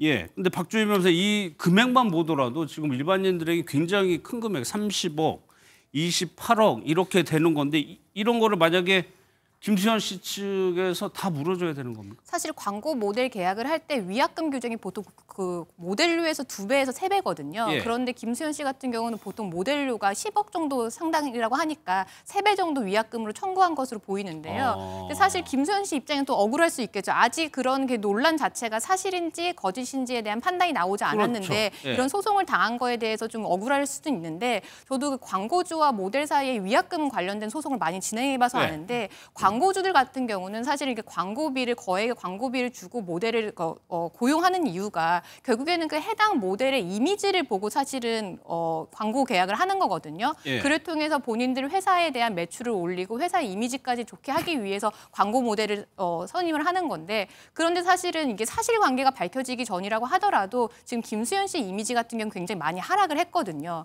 예. 그럼 광고주 입장에서는 그게 사실관계인지 사실인지 아닌지가 나와서 기다리기까지 이미 지출한 광고료가 사실은 광고비가 사실은 그만한 사실은 혜택을 받지 못하니까 예. 그런 부분에 대해서는 손해가 있다 이렇게 보고 손해배상을 청구를 하는 건데 다만 인정은 될 가능성이 매우 높습니다. 하지만 높아요? 법원에서는 이 청구한 금액이 모두 인정되지는 않을 수는 있을 것 같아요. 그렇기 때문에 사실은 이런 경우에는 이게 위법 행위를 저지른 게 아닌 경우에는 사실상 이런 부분 조정으로 정리하는 경우도 많거든요. 그러니까 광고주가 광고비를 줬는데 제대로 된 효과를 나타내지 못했기 때문에 손해가 있는 건 맞는데 예. 과연 이 광고 계약에 따른 2~3배에서 3배 정도의 위약금을 다 물어줘야 되는 거냐 그 예. 부분에 좀 다툼이 있기 때문에 조정으로 해결될 가능성도 매우 높아 보입니다. 그러면 연예인 같은 경우에는 이런 논란만으로도 타격을 입을 수가 있는 거네요. 금전적으로. 네, 그렇기 때문에 사실 광고 계약에 어떤 내용이 있냐면요. 사회적인 무리를 일으킬 경우에는 이런 손해를 배상한다는 규정이 있습니다. 그래서 예. 실제 소송에서는 과연 사회적인 무리의 개념에 어디까지가 포함되느냐 이 부분을 가지고 많이 다투거든요. 예. 그러니까 당연히 위법 행위를 했을 때는 사회적인 무리를 일으킨 건 맞는데 지금 사건처럼 뭔가 위법 행위라기 위법 행위도 아니고 그리고 또 사실인지 거짓인지에 대한 밝혀지지 않은 상황에서 사회적으로 논란 자체는 굉장히 많이 일었잖아요. 예. 그렇기 때문에 광고주 입장에서는 이건 사회적인 무리가 맞다 이렇게 주장을 할 거고 김수현 씨 측에서는 위법 행위도 아니고 이게 사실이라고 밝혀지지도 않았기 때문에 이걸 토대로 내가 손해배상을 하는 거는 사실은 부당하다 이렇게 다툴 것으로 보입니다. 그러니까 박 교수님 지금 뭐 광고주들 입장에서 그 사실관계를 기다리기도 전에 이렇게 소송을 한다는 거는 그만큼 좀 타격이 있으니까 뭐 하겠죠. 그렇죠. 지금 광고주들은 진실보다 이제 브랜드 이미지를 생각하는 건데요. 사실 김수현 씨가 주었던 이미지는 순수하고 성실하고 섬세하고 이런 이미지였어요. 근데 아직 이제 사실관계는 뭐 정확하게 드러나지 않았지만 어쨌든 미성년자와의 교제라는 이미지가 생겨버렸잖아요. 그러니까 광고주들은 그거에 대해서 또 선을 걷는 거죠. 우리는 전혀 거기에 동의하지 않고 우리는 그 이미지에 동의하지 않고 그런 이미지가 없다라고 선언하는 건 거나 마찬가지로 보이고요. 그다음에 이제 또 하나는 실제적으로 기업에서는 경제적인 손실을 고민할 수밖에 없는 상황일 것입니다. 왜냐하면 다음 모델도 섭외를 해야 되고요. 예. 또 광고에 찍는 여러 가지 비용들이 발생을 했을 텐데 그게 또 발생을 할 수가 있잖아요. 그러니까 경제적인 손실도 우리가 채우겠다라는 의미가 아닐까 싶습니다. 근데 박민규 변호사 앞서 한 2~3배 정도 금액이 된다고 했는데 그렇게 되면은 이 돈을 못 물어줄 가능성도 있는 거잖아요. 네, 그렇습니다. 손해배상액을 다 못 물어줄 경우에는 일단 다 갚는 날까지 연 12% 정도의 가산 이자가 붙습니다. 아, 이자가 붙어요? 네, 그렇기 때문에 그 이자에 대한 부담도 만만치 않을 것이고요. 또 김수현 씨나 그 소속 법인에 대한 압류 절차가 진행이 될 수도 있습니다. 그렇다면 김수현 씨 개인 자산에 대한 압류 진행으로 인해 경제적 고통을 받을 수도 있는데 예. 이렇게 유명 연예인 같은 경우에는 잠재성과 스타성 등을 감안해서 향후 연예 활동으로 얻는 소득을 분할해서 납부하는 방식으로 조정이 이루어지기도 하거든요. 그래서 판결을 받기 이전에 예. 아까 박 변호사님께서 말씀해 주신 것처럼 법원 단계에서 조정 절차를 거쳐서 다른 방식의 납부 방식으로 조정이 이루어질 가능성도 있습니다. 앞으로 받을 뭐 개런티라든가 이런 거를 예, 맞습니다. 제가 알기로는 이제 뭐 가수 이상민 씨 같은 경우에도 향후 연예 활동으로 얻는 소득을 매달 얼마씩 납부하는 방식으로 자신의 부채를 상환한 걸로 알려져 있는데요. 그러한 방식으로 조정이 이루어질 수도 있습니다. 예. 박 교수님 지금 소속사 측에서는 계속 뭐 보도가 나오고 있지만 확인은 안 해주고 있는 상황이에요. 네, 그렇습니다. 김수현 씨 소속자 골드 메달리스트에서는 지난달 25일에도 뭐 소송이 제기되어 있는지에 대해서는 아직 확인되지 않는다. 예. 내부 확인 중이다라고 밝혔고요. 오늘도 소송이 제기되었는지 여부에 관해서 아직 확인되지 않았다라고 밝히고 있어요. 실제로 뭐 김수현 씨나 소속사 쪽에 소장이 도착 안 했을 수도 있고요. 제가 생각할 때는 이 소속자나 김수현 씨 측이 굉장히 신중하고자 한 것 같습니다. 그러니까 이미 이미지가 너무 하락한 상태에서 쓸데없는 말로 미리 해서 대중들에게 더 실망을 주거나 혹은 법적 다툼에서 불리한 고지에 서지 않겠다라는 전략이 아닐까 싶습니다. 그동 박주희 변호사 지금 뭐 광고도 마찬가지고 뭐 드라마라든가 제작한 뭐 작품들도 있을 거란 말이에요. 거기에 대해서 이게 파장이 있을 수도 있는 거잖아요. 네, 사실 지금 김수현 씨 같은 경우는 광고주와의 분쟁뿐만 아니라 지금 제작사와의 분쟁도 사실 더 걱정을 해야 될 것으로 보입니다. 실제로 이 김수현 씨가 차기작으로 사실은 했던 이 너고프라는 디즈니 플러스의 이 드라마가 600억 정도의 이 투자금이 제작비가 투입이 되어서 이 제작이 되었는데 지금 김수현 씨 논란으로 사실 이 부분에 대한 공개가 잠정 보류된 상태거든요. 그렇게 되면 이런 드라마 제작에는 정말 막대한 제작비가 투입이 되거든요. 이 해당 드라마만 해도 600억 원이고 그리고 관련 인적, 물적 뭐 사실 자원들도 많이 사용이 되기 때문에 이 드라마가 만약에 보류가 된다라고 하면 그로 인해서 발생하는 손해는 굉장히 막대하기 때문에 이 부분에 대해서 제작사가 김수현 씨 측에 대해서 결국에는 구상을 하거나 손해배상 청구를 할 수가 있거든요. 그렇게 되면 손해배상 액수가 뭐 600억이 아니라 1000억이 넘어갈 수도 있기 때문에 김수현 씨 입장에서는 이 광고주와의 분쟁도 걱정이지만 이 해당 제작사와의 분쟁도 사실은 큰 이 고난으로 겪을 것으로 보입니다. 예. 다음 소식은 백종원 대표의 더본코리아에서 저희가 이제 프랜차이즈 가맹점들 좀 어렵다는 소식 전해드렸죠. 여기에 대해서 특단의 대책을 내놨다고 합니다. 영상 보고 좀 알아보겠습니다. 어느 한쪽이 양보를 해서 어느 한쪽이 살아나는 건 별로 좋은 게 아니고 프랜차이즈를 통해서 본사가 매출을 많이 내고 수익을 올릴 수 있는 거는 결국은 어떻게 하면 분점에게 좋은 가격의 식자재를 계속 공급해서 본사로부터 받는 것이 훨씬 이득이라는 생각을 가져야 되고 이 매출 대비 영업이익률이라는 게 있습니다. 영업이익률 저희 굉장히 낮은 편. 그만큼 가맹점들에게 어떤 도움이 될 수 있는 행동을 많이 하는 회사예요. 저희는. 본사에서 여러 가지 불거진 일로서 점주님들도 굉장히 힘들어 하시는데 그래도 정말 이번 기회에 다시 한번 감사드리는 건 점주님들이 도리어 회사의 본사에 직원들에게 응원의 메시지를 주셔서 정말 큰 힘이 상당히 많은 가맹점들이 아마 있을 겁니다. 50억 규모의 지원금을 투입한다고 하는데 박주민 선생님 구체적으로 어떤 내용입니까? 네, 뭐 워낙 지금 백종원 씨와 더본코리아와 관련된 논란이 계속되니까 결국엔 피해를 보는 거는 사실 프랜차이즈 가맹업주들이었거든요. 그렇죠. 왜냐하면 이미지가 하락하기 때문에 소비자들이 그 해당 프랜차이즈를 잘 찾지 않기 때문에 결국 매출 하락으로 이어진 건데요. 그거를 이제 극복을 하겠다고 해서 이 백종원 씨와 이 더본코리아 측에서는 이 특단의 조치를 내놨습니다. 일단 3개월간 로열티를 면제를 하겠다는 거고요. 그리고 또 하나는 5월 한 달간 프로모션을 본사가 부담을 하겠다. 그러니까 보통 할인 행사라든지 쿠폰 행사라든지 했을 때는 사실은 이 매출 부분 같은 경우는 프랜차이즈 본사와 가맹점주들이 사실 50대 50 정도로 그 부담을 하는데 그 부분에 대해서 본사가 전액 부담하는 프로모션을 이제 개최를 하겠다라는 거고요. 예. 또 하나는 사실은 프랜차이즈 본사가 가맹점주들에게 사실은 이득을 얻는 부분은 사실은 이런 식자재를 공급하면서 식자재를 팔면서 사실은 이득을 얻는데 예. 그런 식자재를 판매를 할 때도 할인 판매를 하겠다라고 해서 이 세 가지 특단의 조치를 내놨습니다. 이제 실효성이 중요한데 일단 백종원 대표도 조금 직접 좀 현장을 찾는 것 같아요. 네, 맞습니다. 이달 중에 전국 권역별 가맹점주들을 만나서 이 간담회를 한다고 이야기를 했고요. 예. 또 각 지역의 점주들을 따로 만나서 애로사항을 청취한다고 합니다. 또한 6월 중에는 추가적인 매출 활성화 방안을 지금 발표할 계획이라고 알려져 있습니다. 예, 회사 측에서 대책을 내놓고 백종원 대표도 직접 현장에서 좀 애로점을 들어보겠다는 얘기인데 이게 박 교수 사실 좀 가맹점주들이 이 논란 때문에 좀 많이 힘들어했어요. 너무 힘들죠. 왜냐하면 예. 뭐 하나가 끝나면 또 터지고 끝나면 또 터지고 그러니까 이 가맹점주들은 정말 좀 너무 울분에 찰 수밖에 없어요. 예. 지금 불만이 상당합니다. 일단 월세도 내기 어렵다. 매출액이 50% 이하로 떨어졌다. 그리고 가게를 못 팔면 권리금 회수는커녕 투자금도 건지기 어렵다. 그리고 가게를 팔기로 했는데 나중에 백종원 대표 이름을 듣고는 퇴짜를 맞았다라는 등의 굉장히 많은 불만이 쏟아져 나오고 있다고 합니다. 예, 그러니까 박민규 변호사 직접적으로 이제 가맹점주들이 좀 직접 행동에 나설 가능성도 좀 제기되긴 했습니다. 그렇습니다. 이게 본사와 가맹점은 이제 가맹 계약서를 보통 작성을 하는데요. 예. 그 본사의 귀책 사유가 있는 경우에 가맹점주들은 계약을 해지하고 또 손해배상을 청구할 수 있다는 조항이 보통 들어가 있습니다. 손해배상액 산정이 어렵기 때문에 손해배상액을 예정해 놓기도 하는데요. 이러한 계약상 권리에 기해서 가맹점주들이 본사를 상대로 민사상 손해배상 청구를 제기할 수도 있을 것으로 보입니다만 사실 본사가 백종원 개인의 브랜드 가치에 많이 이제 의존을 하고 있기 때문에 예. 본사에 대한 공격은 곧 그 가맹점주들에 대한 손해로 귀결될 수밖에 없는 구조이기도 합니다. 예. 그래서 소송을까지 결정하는 데 있어서는 상당히 신중을 기하지 않을까 생각해 봅니다.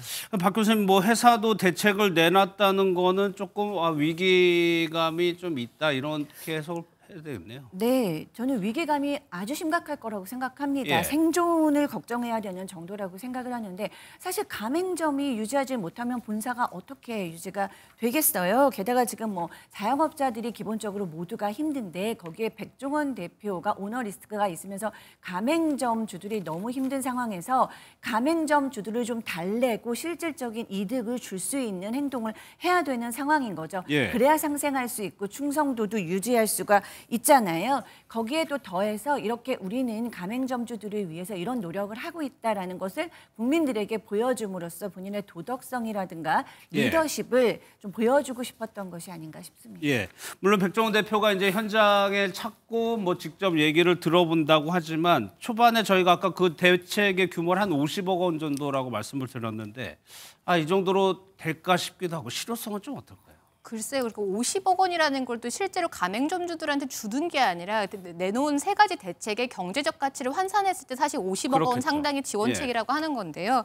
근데 이 더본코리아에서 지금 운영하고 있는 프랜차이즈의 종류가요, 20개가 넘는 브랜드고요. 총 프랜차이즈 점주 수를 따지면 3,200여 개라고 하거든요. 예. 근데 과연 50억 상당으로 3,200개의 이런 가맹점이 이 손해를 본 부분을 과연 보전을 할 수 있을까? 이 부분에 대해서는 좀 실효성은 떨어지지 않을까 그렇게 생각이 됩니다. 예, 가맹점이 그러니까 워낙 많다는 말씀이시죠? 그렇죠, 네. 3,200개의 이 가맹점들이 네, 사실은 예. 손해를 매출 하락이라는 손해를 입었는데 그리고 향후 만약에 매출 하락이 계속 지속된다라고 했을 때는 50억이 훨씬 더 넘을 것으로 보이거든요. 예. 근데 그걸 가지고 과연 이 가맹점주들이 입은 손해를 과연 보전을 과연 할 수 있겠느냐? 추가적인 대책이라든지 추가적인 타겟책이 나와야 되지 않겠느냐? 이런 얘기가 나오고 있는 겁니다. 예, 일단 더본코리아에서는 좀 실질적인 운영 부담을 줄이는 데 초점을 맞추고 함께 나아가겠다는 좀 결연한 의지를 담았다라고 이제 설명을 하고 있습니다.